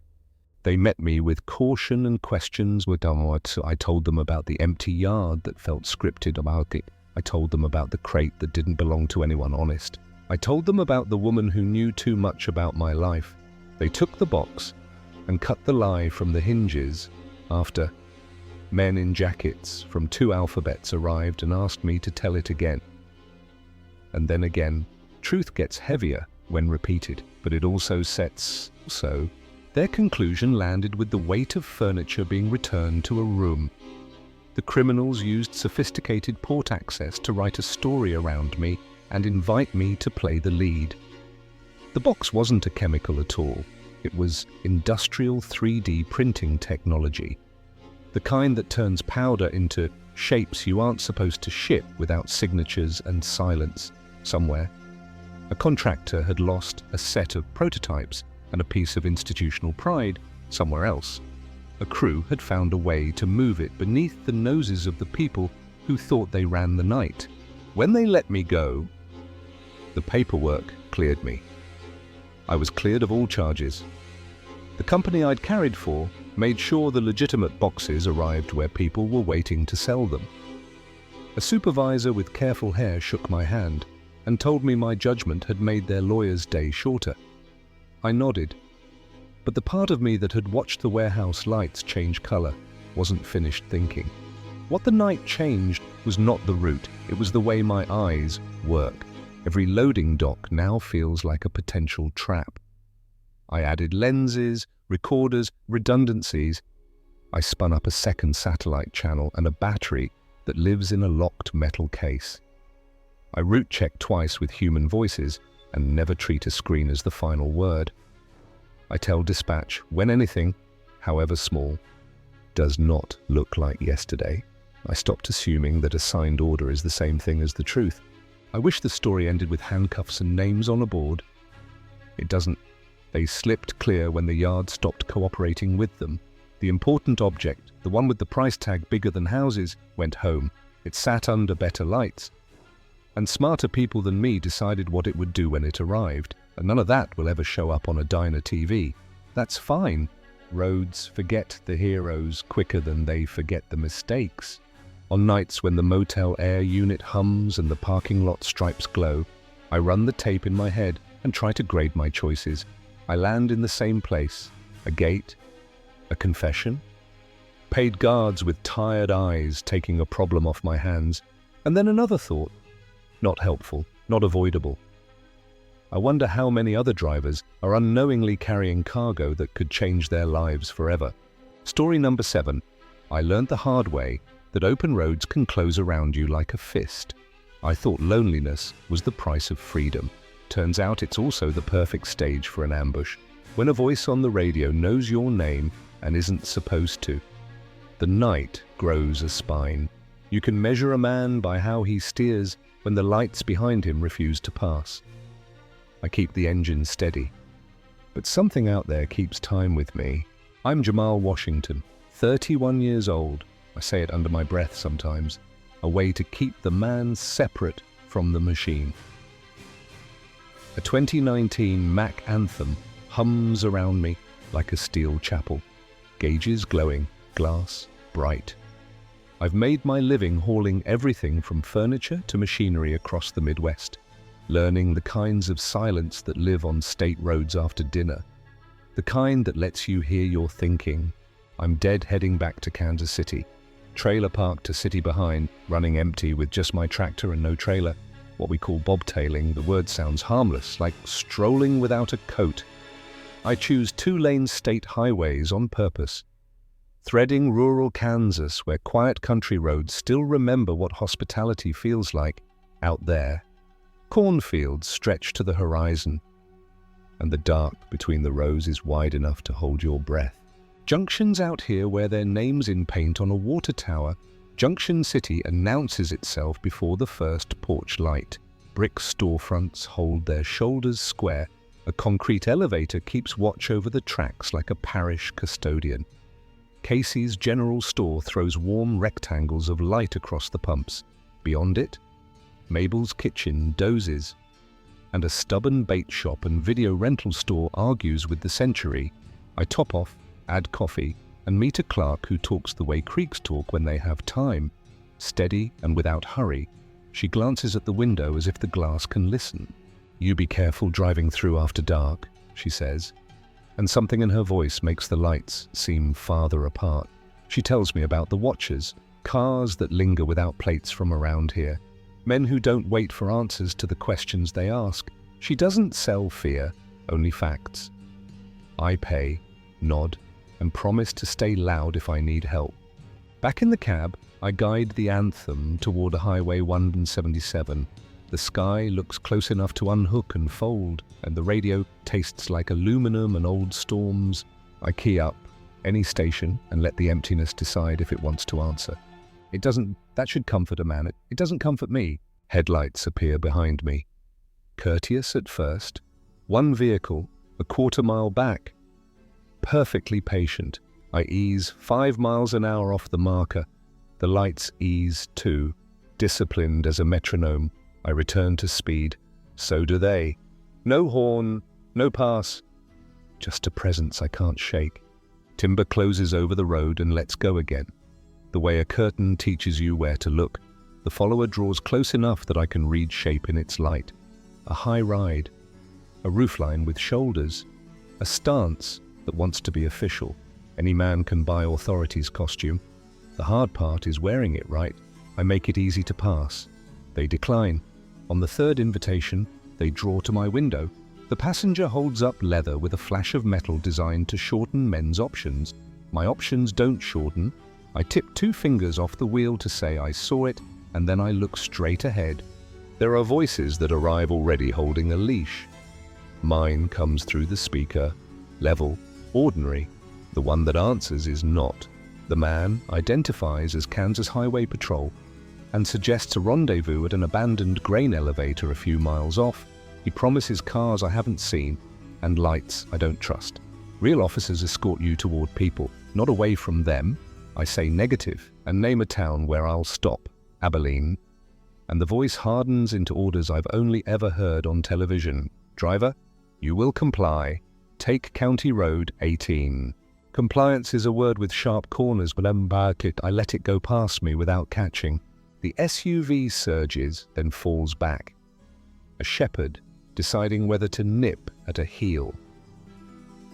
The passenger produces a handheld spotlight and erases my mirrors with it.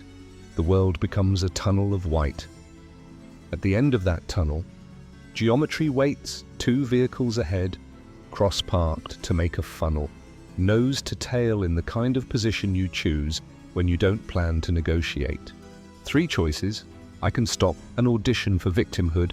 I can push steel through steel and hope physics is sentimental. Or I can take the option they didn't write into the plan, make more truth than they can hide. I bring the engine down a gear at a time, not for theatrics, but for grip. Every light on the truck wakes, markers, work lamps, domes, turning the rig into a moving declaration to be not a performance, a signal, the kind of honesty a county can read from its porches. I lay on the air with the same purpose, to conjure witnesses from sleep and kitchens. When your enemy needs darkness, the most dangerous thing you can do is insist on being seen. They move. Hunters become actors the instant a curtain rises. One of the blockade cars noses awkwardly forward, reopening a seam of lane. The other hesitates and loses its nerve. I keep the wheel straight, skim the white line with half a tire, and pass so close I can have told you the number of stone chips in their paint if I'd wanted to look. Gravel lifts, arcs, and comes back down in the ordinary way that matter obeys rules. Behind me, choreography collapses into coincidence. The SUV fumbles a 3-point turn on not enough shoulder. The wounded sedan steams like a kettle that forgot its purpose. Porch bulbs bloom out of the black. Curtains learn how to move. The night is no longer on their side. I ride the top of lawful like a handrail until town rises, all signal and brick. A boxy building with police above the door receives me without surprise. I make the lot, set the brake, and leave the truck lit like day. Officers step out, palms open, questions ready. I give them verbs and measurements, distance, angles, speed, the height of a vehicle and the way its lights breathe. They listen the way carpenters listen to blueprints. Dispatch reaches the real patrol. Nobody claims the radio call. No one owns the order to leave the highway. They sweep Highway 177 and find an abandoned sedan with a borrowed identity and a plan that wasn't finished. The SUV is already legend again. Morning trims fear into facts. A federal man sits across from me and lets silence earn its keep. He calls what happened rehearsal, not robbery, a test of leverage on a driver expected to obey a voice and a badge-shaped light. Men who are not meth dealers have been organized professional surveillance out here, impersonating law enforcement long enough to own the cadence. Their shopping list is not small. Their ambition is to make the supply lines doubt themselves. Weeks turn. Headlines name men whose names won't matter soon and crimes that will. The word they choose is domestic terrorism, the plan. To bend interstate commerce into fear with the roadblock, the counterfeit call, the coordinated pursuit. In one affidavit, the pages feel heavier than paper has any right to be. There's talk of practicing on trucks like mine before trying it on cargo that could make a map look wrong. I call the clerk in Junction City and say the only thing that fits. Thank you for speaking the way truth should be spoken, quietly and on time. She mails a news clipping and a note on an envelope margin. Make enough light and shadows forget how to behave. I tape the words to the dash where other drivers glue lucky coins. I change my habits. I share miles with dispatch. Even when the road looks easy, I pick routes that keep company with people. I carry more than one way to reach a human voice that knows my name. I practice saying no to any instruction that moves safety out of sight. Sometimes, long after, I spot an SUV in the mirror and feel my hands prepare. Sometimes it passes like any other neighbor on his way home, but a fact lives in me now like a new tendon. Courage is often just the decision to be seen. Out here, being seen is the difference between a man getting home and a headline pretending he never existed. Story number 8. I was trained to watch my mirrors, but that night it felt like the desert watched me back. Authority looks different when it rides on oversized tires and hides its name. You don't need a clock to know when a trap is closing. You hear it in the way the road goes quiet. Some badges are made to reassure. Others are printed to harvest fear. I believed in procedures until procedures arrived without a nameplate. I drive alone, but I don't work alone. Freight doesn't move without a chain of people whose names you never read. Gate guards, manifest clerks, dispatchers, technicians with tablets who whisper to machines until machines behave. In that web, I'm the one the asphalt remembers. I guide a long silver box full of pocket-sized temptations past cities that need what I carry more than they want to admit. Electronics are prime targets for organized theft rings that operate on both sides of the border. I learned that before I learned to double clutch without thinking. The crossing behind me breathes like a living creature. Lanes bottlenecking, inspection bays yawning open, scales exhaling dust, headlights combing the faces of drivers who just want green lights and predictable questions. The border is a living organism that changes constantly. Ask 10 drivers how it behaves, and you'll get 11 answers. The 12th is the one the desert keeps for itself. The tractor's cab smells like coffee, coolant, and road maps. Somewhere in the parcel of darkness ahead, there's a wide ribbon of federal highway sliding south through red stone and thornbrush. My hands rest easy at 10 and 2, nudging a familiar wheel I've held through monsoon and glare. I've made this run maybe 200 times, but it never gets routine. If repetition was safety, none of us would keep a second radio under the seat or memorize the distance between pullouts. A heat haze sleeps on the hood, far off, Towns lie like flares, islands where paperwork becomes food and paychecks. Between those islands, the land goes quiet and gigantic. Highway 45 south of Juarez cuts through terrain that looks like the surface of Mars. I could count constellations in the windshield if I had time for poetry. What I count instead are miles to the next lit lot and minutes since the last convoy peeled away. A tickle grows between my shoulders, the old nerve that flares when someone's gaze touches my spine. It's the same nerve that made me dodge a pothole before my eyes registered it. The same nerve that once made me walk out of a diner when a man with quiet shoes sat behind me. I check my left mirror on schedule, then break my own rules and check again. The CB radio picks up Spanish language chatter from other commercial drivers. It's the usual braid of gripes about rates, tires, and schedules, nothing that suggests trouble ahead. But instinct speaks a separate dialect, one the radio can't translate. I drink and listen. A pair of headlights blooms a patient half-kilometer behind and stays there.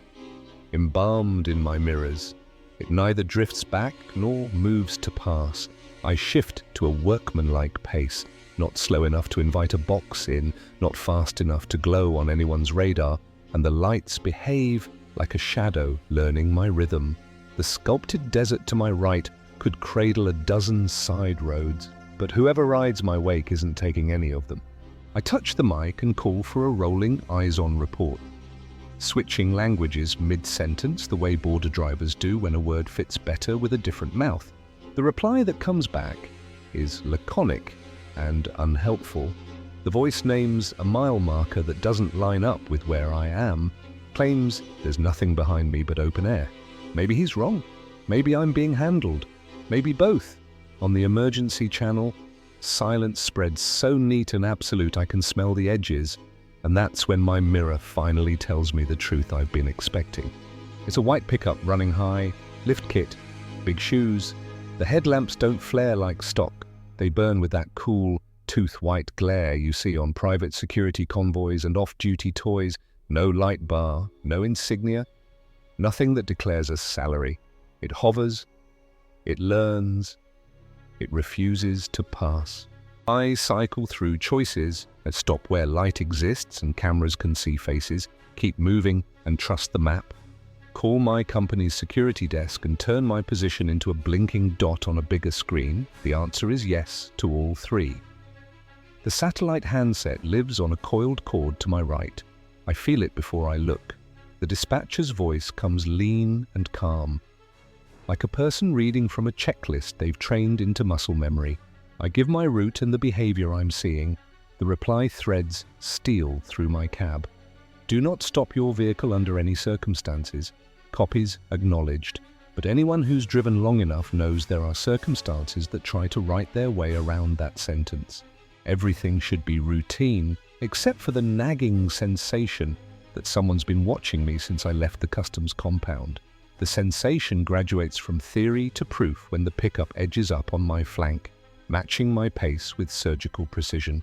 The passenger window lowers.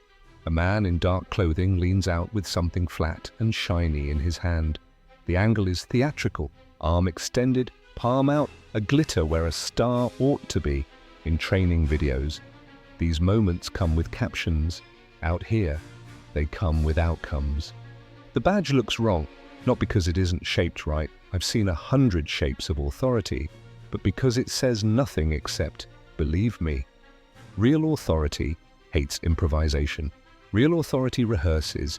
Real cops don't conduct highway stops using unmarked pickup trucks with aftermarket lights. Real authority calls in a plate and runs you under lights, visible to every bored commuter on the off-ramp. Whatever these men are, they're not rehearsed in anything I'm willing to obey. I touch 2 fingers to my brim and gesture forward. Next town. More light. More witnesses. The passenger's mouth tightens. He throws his other hand toward the shoulder. Wider sweep. And a pencil-thin beam of red slides across my glass. It's nothing like an emergency bar, just a handheld theater trick that makes the cab swim. For a second, my eyes catch a reflection that isn't mine. Another set of rectangles across the lanes up ahead. Too square and too still for comfort. This is a coordinated operation involving at least 4 vehicles and multiple personnel. I can't see all of them yet, but I feel their geometry setting its teeth. Too sophisticated for ordinary highway robbery. The wheel talks back through my palms. The desert stops feeling big. It becomes a funnel. I'm not armed. I'm also not alone. Somewhere beyond my roof is a grid of drivers who keep their radios warm and their eyes tired.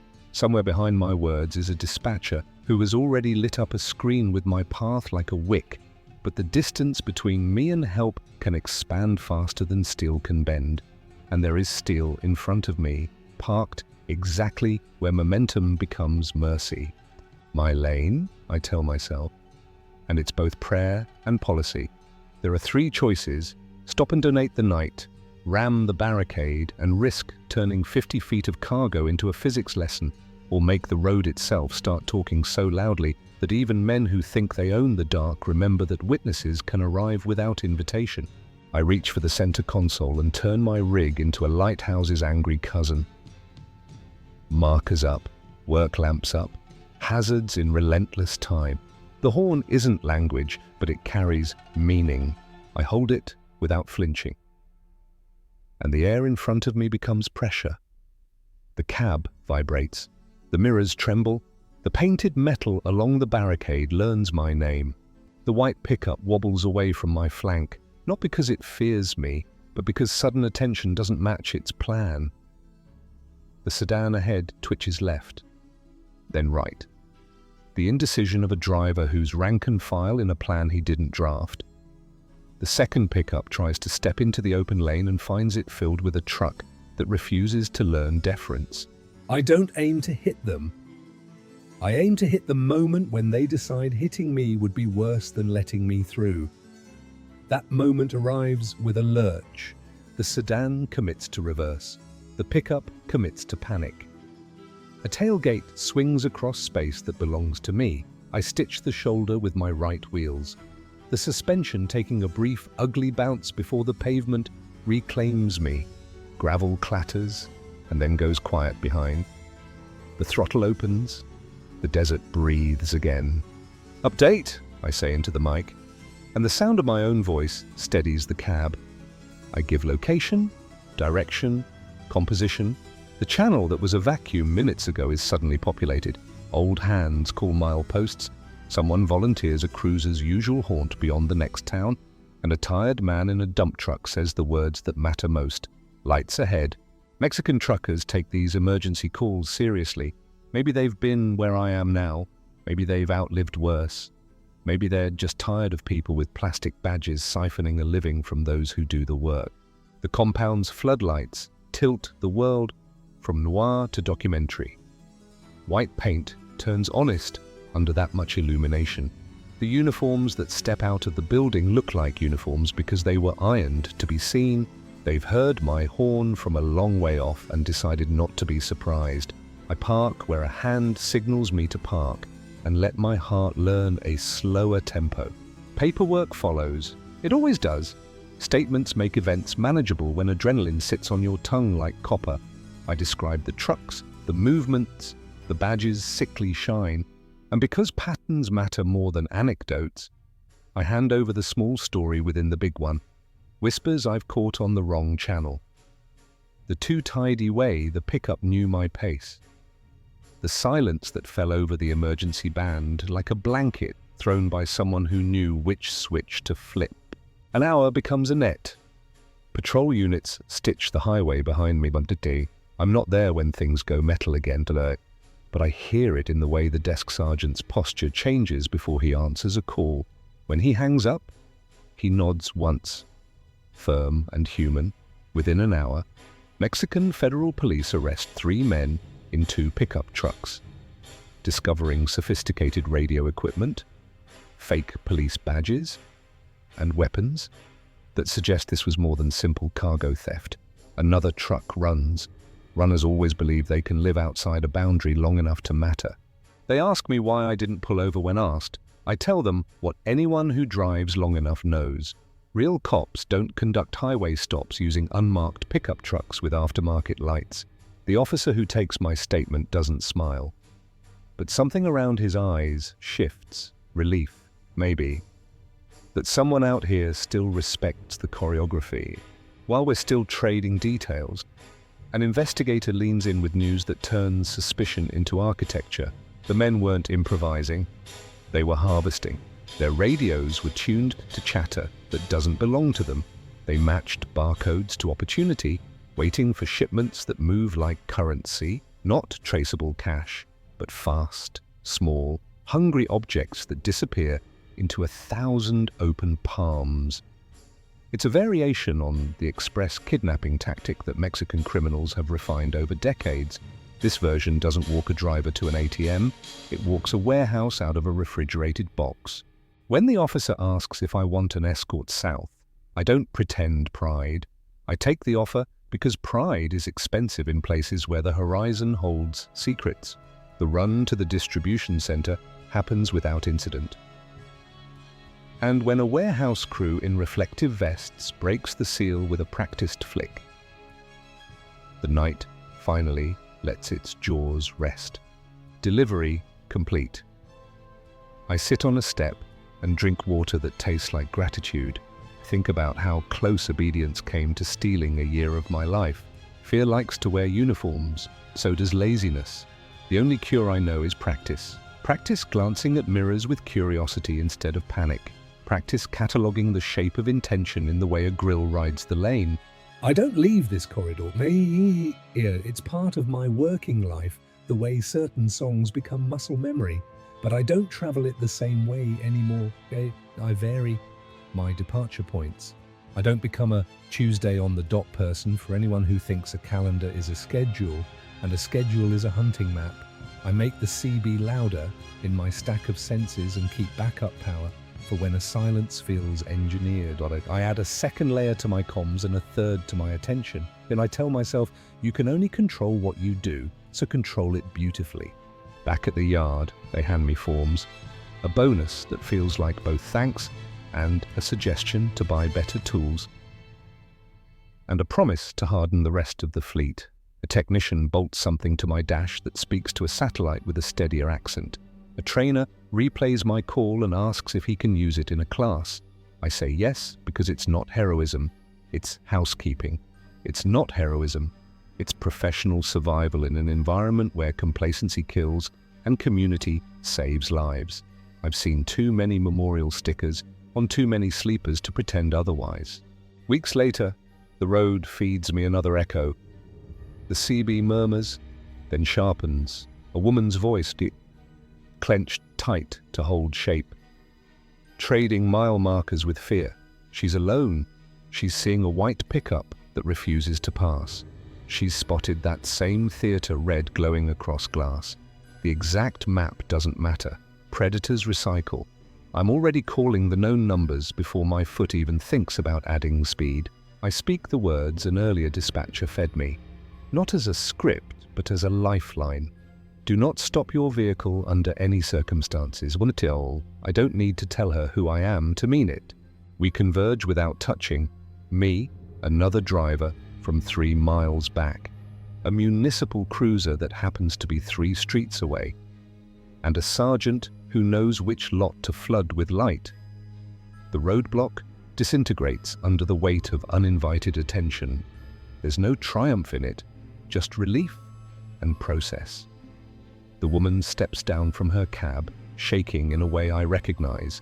The first bottle of water always sloshes because your hand wants to remember motion. She thanks us, and I tell her the truth. The border never truly becomes safe, but that doesn't mean it has to stay hungry.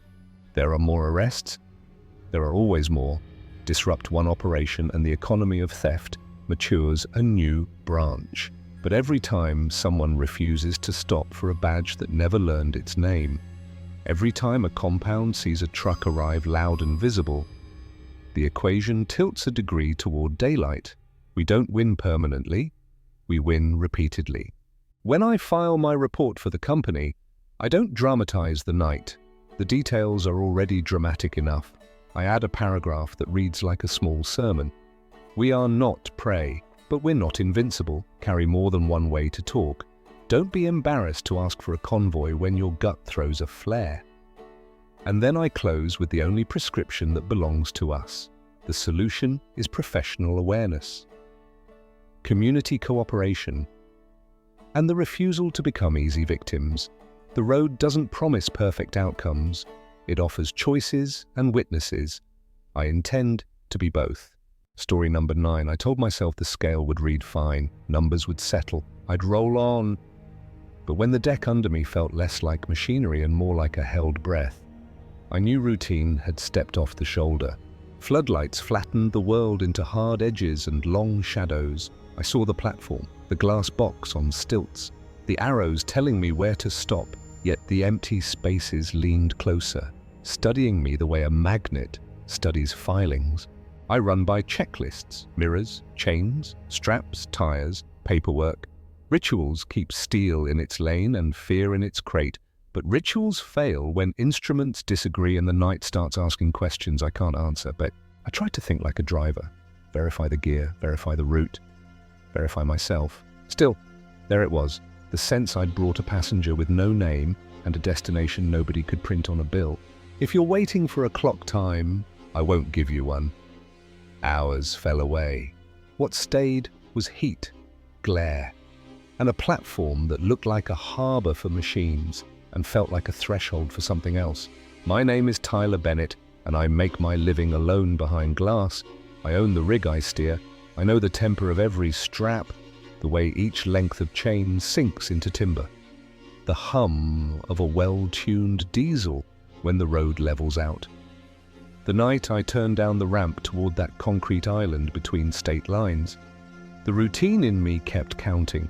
Gear down, signal on, shoulder clear. The other part, the one that remembers dreams without pictures, counted something heavier. The place looked ordinary by design. The facility straddles the state line, and the architecture wore authority the way reflective tape wears light, and columns held up a scale house sits elevated above the platform, its windows tinted to make whoever was inside look like a witness without a face. Asphalt sent up the taste of heat. A rectangle of concrete stretched out like a question I had answered 100 times before. Pull onto the scale, get my weight ticket, move on. I believed in that rhythm because it had carried me safely through towns that only exist to make sure you're playing by the rules. I eased my steer tires into the white, squared off the trailer to the center markers, and felt the whole set settle somewhere under there. Load cells pressed back with math and certainty out past the glass. The attendant I knew by last name looked up and waves me forward. Hoskins was a big man carved into a schedule, there when he should be, doing what he always did.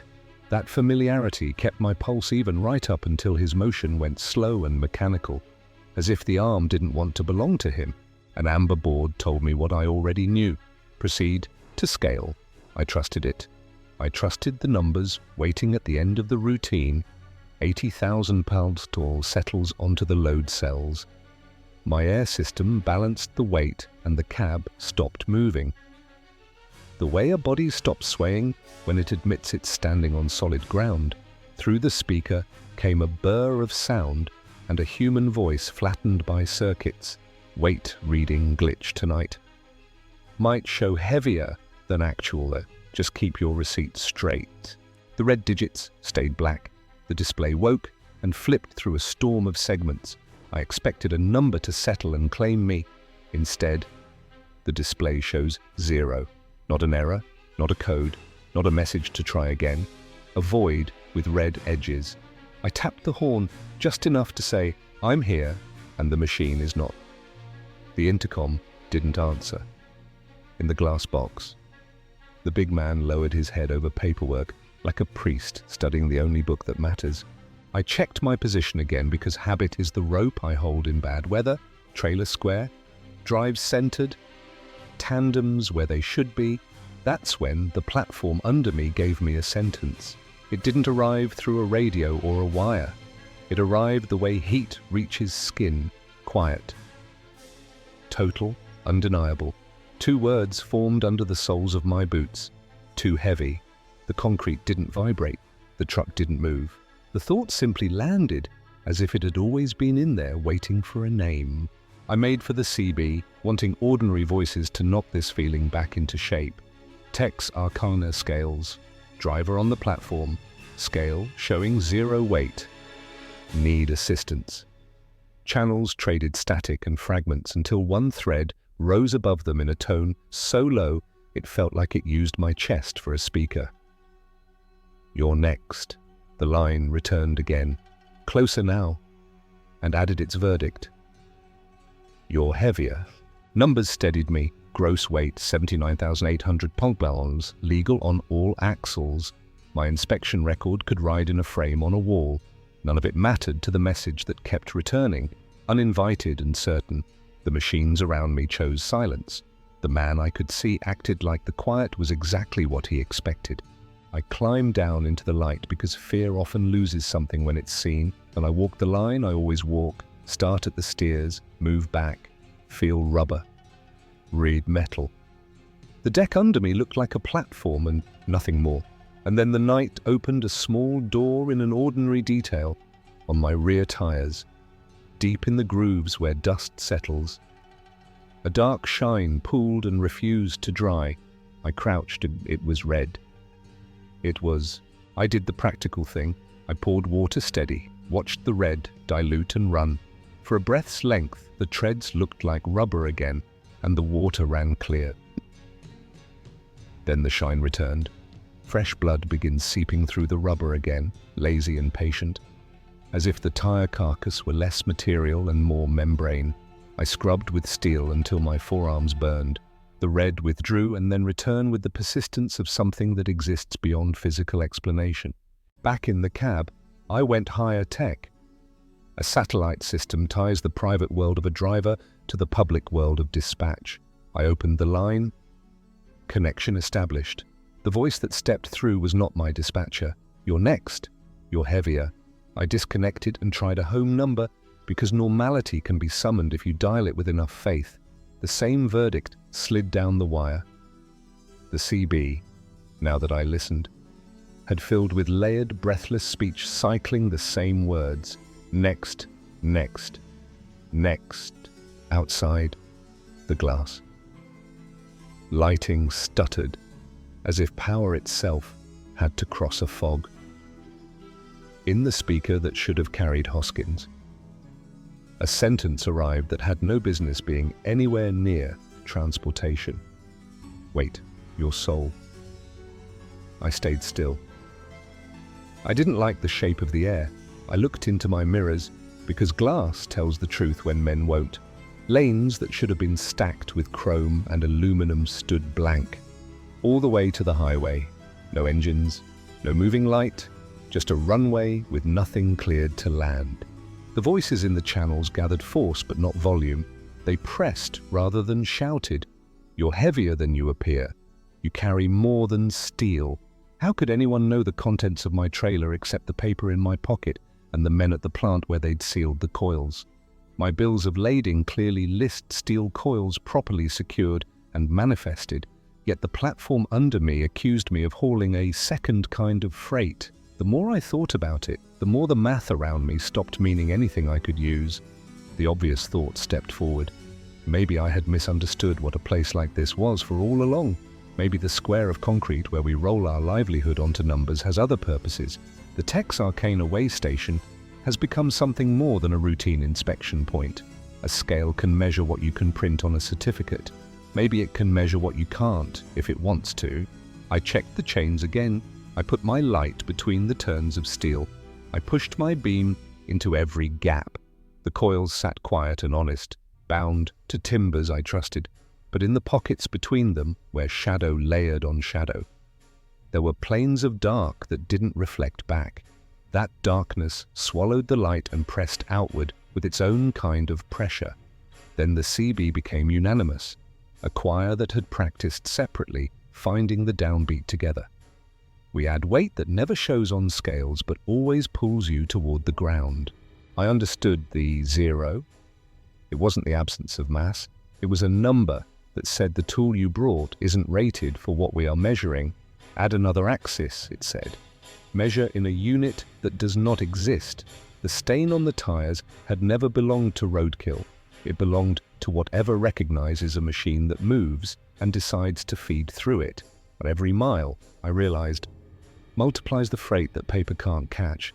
The first solution always sounds clean. Leave the rig, call it a loss, walk away from payments and pride, and a name on a door. If I did that, I'd be lighter by debt and heavier by whatever walks beside me when I no longer have glass and steel to hide in. The verdict had already been delivered on the wire. Whatever has attached itself to my rig has also attached itself to me. I wasn't the victim of a haunted machine. I was a participant in a system with more customers than paperwork. Finally, the intercom behaved like an intercom again, as if the place had finished the part of the ritual that isn't printed anywhere. You can leave the platform now. Driver, your weight is recorded. And then the line carried a sentence that sounded like an exit sign hung over a road with no map. Drive carefully and try not to think about what's riding with you in the dark. A panel flashed green. Locks change state. The deck released. I put the truck in gear and eased off. Hands steady, because they had to be. In the mirrors, the lanes refilled. Trucks existed again. The glass box became a box with a person in it. The scale acted like a scale, and radios returned to chatter about lanes and coffee. My satellite line found human breath on the other end. The tires wore the color and texture rubber should wear. The world resumed its performance of being measurable.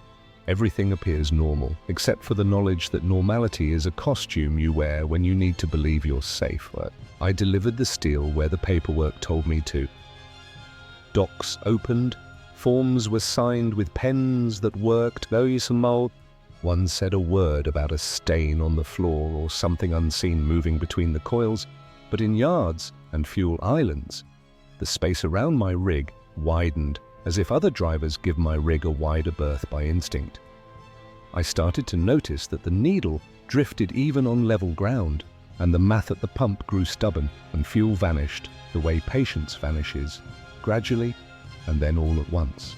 Occasionally, far from way stations and men with clipboards, I spun the dial and heard stories start. A driver on a straight stretch talking about a platform that turned into a question, about new drivers discovering what rides with them after stops at certain way stations. They don't say the names because the names aren't the point. The point is that somewhere along the line, the industry learned to carry more than steel, lumber, cattle, box freight, specialized machinery. It learned to carry a ledger that keeps a separate tally on every route. I took longer routes, paying for distance to avoid that specific island of concrete because I believe in not stepping on the same loose board twice. I learned new scales. They learned me. Most did their job. A few watched me with red digits that felt like eyes. I never had trouble with inspections. Papers stayed clean. Some inspections evaluate cargo that exists beyond normal shipping documentation. No one writes those findings down. If you want this tied off with a lesson, I can't give it. What I can give is testimony. The machine I drive still runs like a machine should. My 2021 Kenworth T680 still runs strong, still passes inspections, still delivers cargo on time and within legal weight limits. The freight I sign for reaches men who stamp and unload and turn away to the next task. But I feel the pull from a place with no address, invisible freight that grows heavier with every mile. A kind of gravity you earn by surviving. Some nights, the radio lets through a voice that belongs to no person.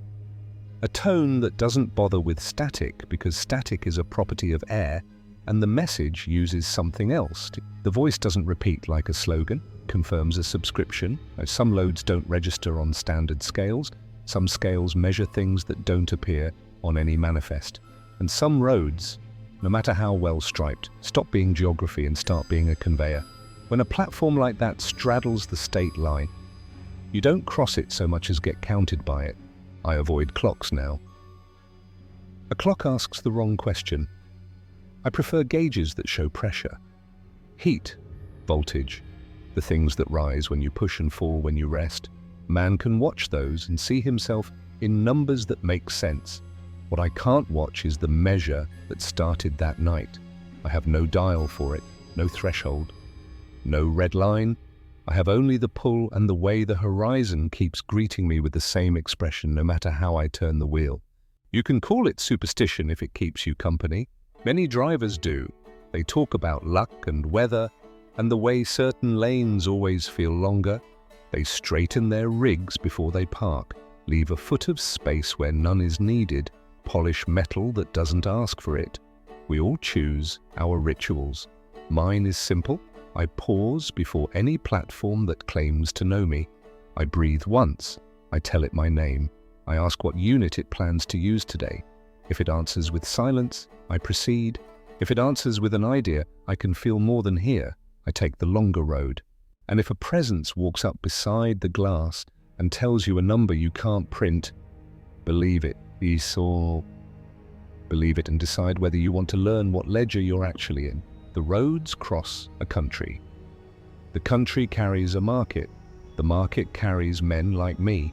The trucking industry connects every corner of America. I used to think that sentence was about freight and time. Now I think it's about how many of us are towing trailers no eye can see, how many of us weigh out fine and still feel the pull.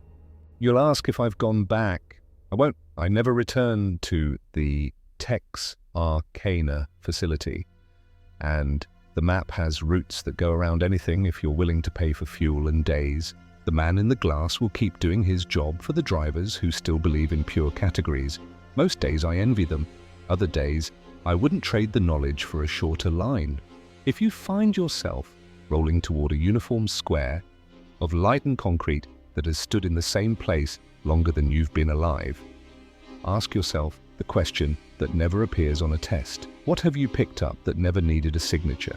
If the answer arrives quickly, drive on.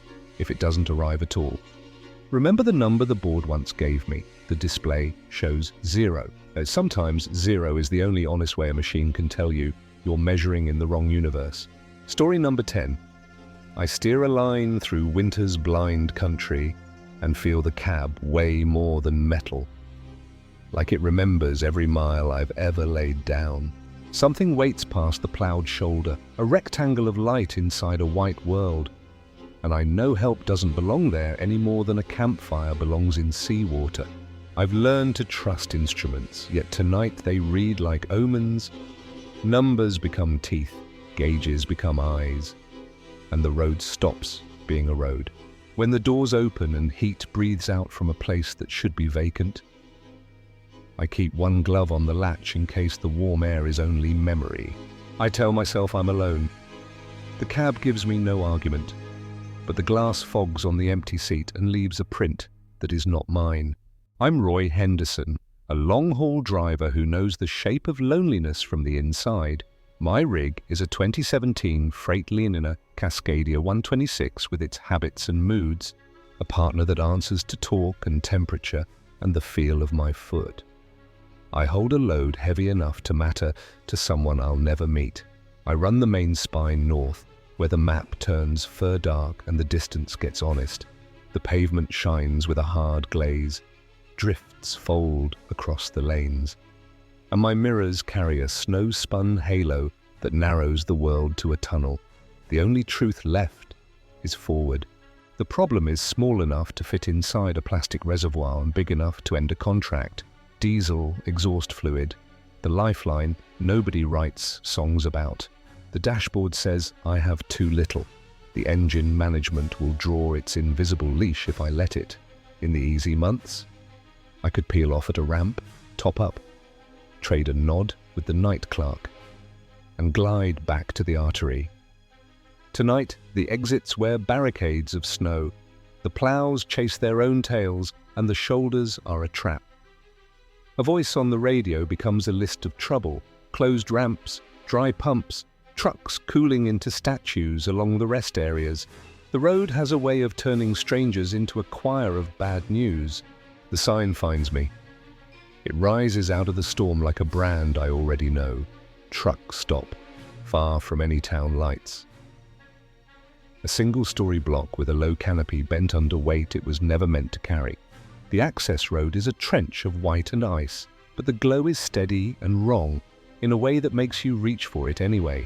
I ease off the interstate and let the tires share their story with the ground. Slip, bite. Traction control thinking faster than a human hand. When I nose into the lot, only the caps of the islands show above the drifted snow. Windows burn with a domestic kind of light. The kind that belongs to a living person, and a warm sink and a radio left low. Inside, the linoleum floor is polished by old traffic. Fluorescents drone overhead. A radio far back in the aisles sends a thin wash of country through the shelves and then falls quiet under a weather bulletin that names the counties like an inventory of trouble. I call out for help and hear my voice come back to me with nothing added. The register drawer is open. A handful of bills lying as if someone meant to count them and stepped away. Coffee waits in the corner in glass that's turned the color of axle grease. Paper cups in a neat stack, stirrers in a jar, creamers like little moons in a warm sea. A door marked "Employees Only" is resting on its latch. On the table beyond that door, a jacket, a ring of car keys, half a sandwich gone dry, a newspaper pointed towards sunshine that never arrived. Steam rises from a mug as if the cup knows a person is only late. Not gone. I stand in that small room and try to decide if I'm stealing life or borrowing it. Out at the island, the tanks sleep under the lot. A modern computerized dispensing system linking pipes to meters with clean numbers. One button wakes the pump, one authorization tells it to trust. I have gloves and a need, and the kind of logic that says a man is allowed to live. I leave a $20 near the till like a marker in a book. I take a flashlight and shoulder through a doorway that gives me back to the storm. The deaf cap resists. Ice binds the threads. Metal stings through the glove where I slip a screwdriver in and work it until the seal surrenders. I connect the nozzle and count 25 to myself because the display is rimmed and my breath becomes a curtain. The tank drinks, the gauge climbs, the job finishes, and then the engine decides I owe it more than simple obedience. Starter turns, slow, then slower, no catch. Cycle the air, wait on glow, try again. The rig answers with movement, but no fire. The lot shifts from white to darker white, and I plan a workaround that will put me under the hood with one hand on the intake while the other holds a jury rig on the start.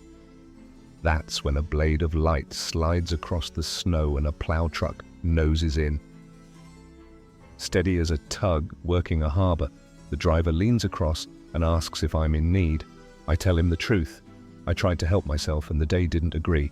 He brings cables, he brings the can, he brings that quiet competence you only learn when most lives sleep and yours doesn't.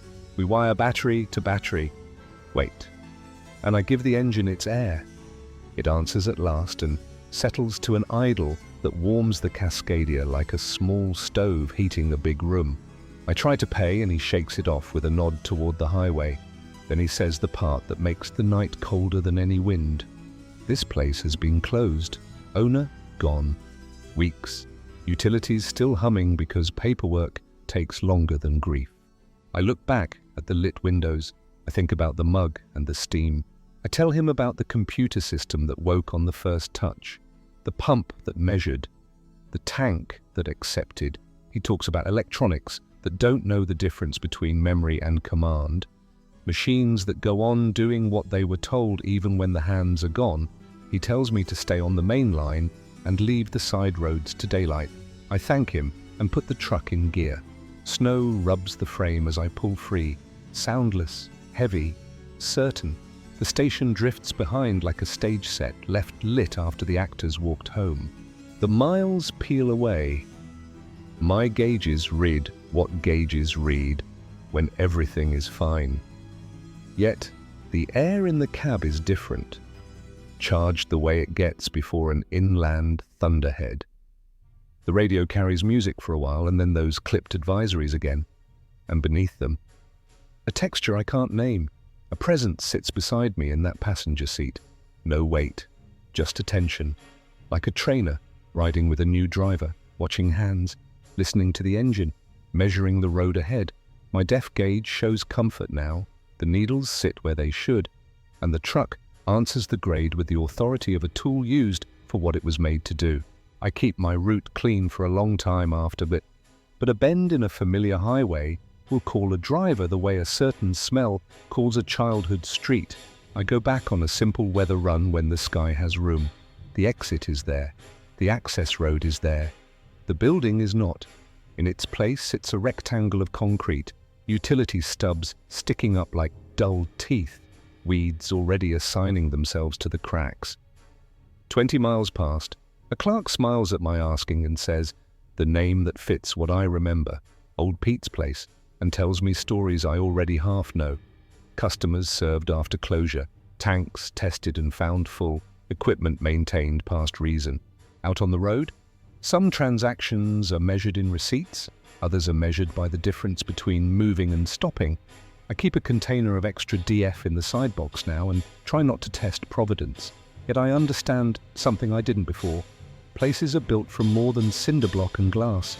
A good station borrows its shape from the people who ran it when nobody was watching, the ones who learned the faces of regulars, who rolled quarters for laundry behind the counter, who fixed a wobbly chair with a scrap of cardboard and called it even. Work like that leaves a pressure in the air, a memory that can still push a door open. That night, I think a man whose name was Peter kept his route. I think he took a reading off the weather and off my fuel line and decided the ledger would balance if the pumps ran one more time. I think he put his shoulder under the hinge of a door I was about to close on myself. And if I'm wrong, if all I met was inertia dressed as mercy, then the math comes out the same. The cab felt less empty, the road felt less indifferent, and the place that should have been dark held light long enough for a stranger to finish his run. Story number 11. The desert teaches you that quiet isn't peace. It's a ledger where intentions leave fingerprints. The road pretends to be straight, but it's full of angles only your mirrors can see. Medicine moves lives, and anything that moves lives draws hunters with patient eyes. I left the track. Yet the race followed, the scoreboard just changed shape. When survival matters, you don't hope the night will help, you make the sky take your side. I go by Diego Martinez. Once. Gravel spray and lap times wrote my days, NASCAR fast lane days, until a wreck redrafted my future. I traded pit walls for the endless white stripe. A freightliner shouldering a cold-breathing reefer. Doors sealed, alarms nested like guard dogs. Behind me ride bottles and cartons, insulin, morphine, other names that make you careful. Cargo that turns into breath and pulse for strangers I will never meet. If you want to understand responsibility, carry a hospital on axles. Trucking made me a student of patterns. Patterns keep you free. I fuel where angles favor exits. I park where sightlines are clean. I read posture, the way spotters read traffic. Tonight the canopy throws a harsh wash across metal. I make my walk. Latches, hinges, tamper bands, tire skins. Everything sits where I left it. But a stare lands on me. Too still to be casual, too interested to be neighborly. Blue paint on a Peterbilt holds the light like a secret. The man leaning on its fender looks away too fast, like he offended his own plan. I log the plate number inside my head and carry on with a face that says nothing. Inside, stale coffee tastes like a promise to stay awake. Through the glass, I count a second watcher by the pumps. A third, settled low in a pickup at the edge of the lot. They aren't together, except for how they breathe in rhythm. Crime prefers choreography. I leave slow, not to taunt, but to listen. Wheels roll, angles change, and blue paint finds my mirrors again and settles in at a respectful distance, respectful the way a shark is respectful. I have a ritual for this kind of night. First step, call the people who watch over loads like mine. I keep my voice even. Their voice comes back even too. And even voices are how professionals say, "We believe you." They've heard of other shadows on this corridor. They advise me to stay on the spine of the interstate. No deviations, no stops. I don't argue. On a road like this, stubbornness masquerades as bravery, and both end poorly. Community matters where pavement never ends. I press the thumb bar and open CB to the big porch light, channel 19. Eastbound, eyes up, pharmaceutical load with a blue Peterbilt keeping pace. If the road feels wrong ahead, say so. Replies drift in like streetlights flicking on across a dark subdivision, drivers with less patience for thieves than for bad weather. I'm not alone, and that is fuel in its own right.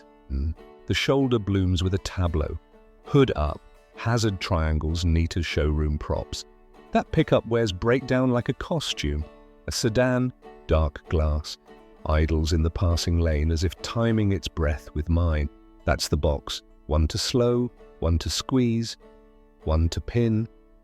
It's tidy, professional. Risk-priced, but professionalism cuts both ways. I have a tool they can't steal, language. I slide my hand to the switch and cross into channel 9, the emergency tongue every veteran respects.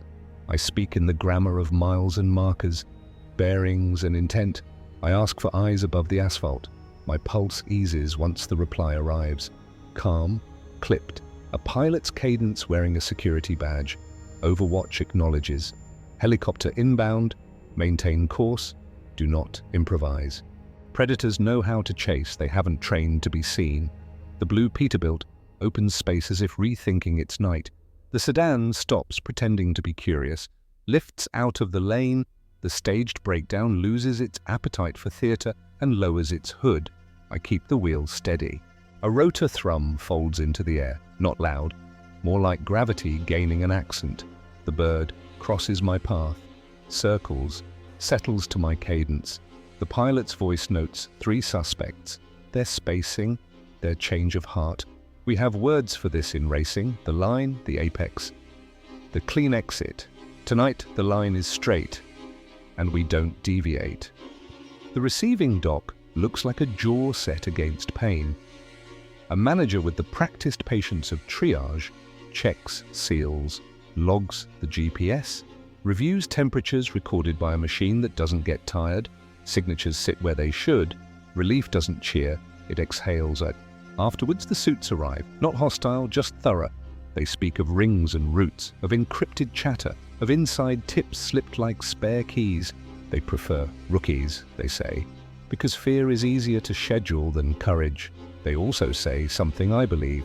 When the sky joins your side, most criminals prefer to shop elsewhere. Paperwork multiplies, evidence branches out. An impound lot inherits a blue Peterbilt. A pickup grows honest under fluorescent light. The phrase task force starts to mean something again. FBI teams connect a dozen nights to a single spine of intent. No speeches, only process. That's the practical ledger. The other ledger is what I carry when the road goes quiet enough to magnify thought. On the track I learned that victory is coordination, not swagger. Out here the uniforms change, but the rule doesn't. I rehearse the calls, the phrasing that makes professionals move faster, and I treat loneliness as a rumor. When I forget to do that, I think about my trailer, vials as tight as worry, boxes taped like sealed oaths. Some child's morning depends on refrigeration and routine. Some ICU light will stay warm because a driver did not panic. I don't write mantras on the dash. I don't collect moral victories. I keep the promises in the bill of lading and trust my mirrors more than my moods. And if the night wants to teach me something, I'll take the lesson. Ask early, speak clearly, keep moving. A thief can stalk a single driver. A thief can't stalk a network. And that's what we are when the band opens. The old belief that strangers will show up if you call in the right language. In certain stretches, the desert folds time until distance starts to taste metallic. That's where I practice my script. Threat, mile, direction, request. On other stretches, the mirrors show nothing but polite darkness. Those are the miles when I remember the blue Peterbilt and tell myself to talk before fear auditions a story. There are drivers who think the radio is a toy. They don't last long enough to understand their mistake. There are thieves who think medicine is inventory. They haven't watched a nurse open a box like a lifeline. There is me, older than the crash, calmer than the rumor, still hauling what doesn't belong to me for people I'll never meet, because that is how strangers save one another. The interstate straightens like a thought you've finally phrased correctly. It tempts you to believe in geometry as a defense. Don't. The threat rides your habits. I vary mine. I let a convoy of reefers pass so we look like a fleet. I drop back from a cluster of flatbeds so my brake lights don't tell a story to the wrong person. At every decision is an investment in the next 10 miles. Blue paint reappears, not close, not friendly, just present, the way danger behaves when it has rehearsed. I narrate what I see into the radio for the benefit of anyone who cares. Someone up ahead confirms a trooper presence near an on-ramp. Another voice, older, a patient rasp, offers to pace me for a while. I accept. The older voice drifts into stories that aren't stories, more like weather reports from a different decade. He mentions counterfeit seals, a decoy manifest, a friend who asked for help too late. All of it slides across me and seats somewhere practical. There is a point every night when I think about quitting, not because I'm afraid, but because I'm tired of being useful in a way that almost no one sees. Then I imagine a pharmacist counting doses at dawn, a nurse fitting a label to an arm, a parent watching a saturation monitor behave itself. And the thought passes, road asks for a kind of loyalty that looks plain from the outside. Inside, it's a discipline as pointed as any sport. The helicopter breaks formation long before the city lights show up. Its shadow leaves me without leaving me alone. I can feel the absence like a pressure change. I don't speed up. That's how you invite attention from the wrong authority. I don't slow down. That's how you teach an ambush where to set the net. I simply hold the line and let the night remove pieces from the board. At the bay, the manager makes a joke about the reefer doing more for certain patients than any physician could. I laugh politely and sign where I should. The warehouse smells like paper and cold plastic. The odor of relief staging itself. A clipboard waits for me with the next route, but I decline. Not tonight. A driver should learn which nights to end. Two figures approach with credentials that have been laminated longer than I've been a driver. Their thanks sounds measured, which is how gratitude looks when it's doing paperwork. They ask permission to install extra tracking on future runs. They talk about audits and lessons learned and a security posture. I nod. The phrases are bland, but the motive is pure. This is how good people fight boring wars. Later, in the lot behind the building, I sit on the step and let my legs learn the absence of pedals. The night smells like hot brakes cooling off and silence measuring itself against HVAC units. A stray cat tours the gravel as if conducting an inspection. I think of the blue Peterbilt in an impound space somewhere. Its chrome turned into a mirror for regret. I think of the pickup unmasked, of a sedan that might now be a piece of evidence with a number taped to its window. I don't celebrate any of it. Victory is not punishment, it's continuity. I keep a small notebook in the door pocket, not for poetry or alibis, but for checklists. The front page changes each season, the back page never changes. It says, recognize the pattern, narrate early, stay on the spine of the plan, never argue with your own training, call the sky if the ground grows teeth. The stats people tell me organized theft evolves faster than policy. Maybe, but coordination outpaces both. Months roll, or perhaps they don't. The desert makes months hard to measure. Word spreads among drivers who used to keep their radios muted. Now, someone always seems to be listening with intent. We invent a custom, a half joke, half prayer, where we tap the mic twice when passing a known trouble stretch. It means I'm not alone, and neither are you. I meet rookies at diners where the eggs are better than the coffee. They ask about tactics, as if a trick might replace a habit. I tell them secrets aren't the point. Procedure is park with the exit in your favor. Check your reefer fuel on someone else's schedule, not yours. If a vehicle loves your mirrors for more than 30 miles, assume marriage and call a lawyer with rotor blades. If a dispatcher tells you to just keep going, ask them to put that in writing and copy the security team and speak in the nouns of the trade. Seals, manifests, GPS, mile marker, bolo, overwatch. Professionals help professionals first. One afternoon, I won't name which, the older voice from the radio slips into my cab at a truck stop and sets down coffee, as if we've known each other since the dawn of lanes. We talk like mechanics, short, aimed, not trying to impress. He tells me the smartest criminals don't chase trucks, they chase people. They study divorce filings, overdue notices, schedules posted by bored children on public accounts. He says, harden the life and the load takes care of itself. I write that down, not because I need reminding, but because every rule should have an index entry. Someone suggests I should return to the track as a consultant. I decline, not because I could not, because I'm already consulting. Only my client is a chain of strangers stretched across a map. There's a point where fear turns into information. I felt it on the wall of a superspeedway while my driver threaded a closing gap.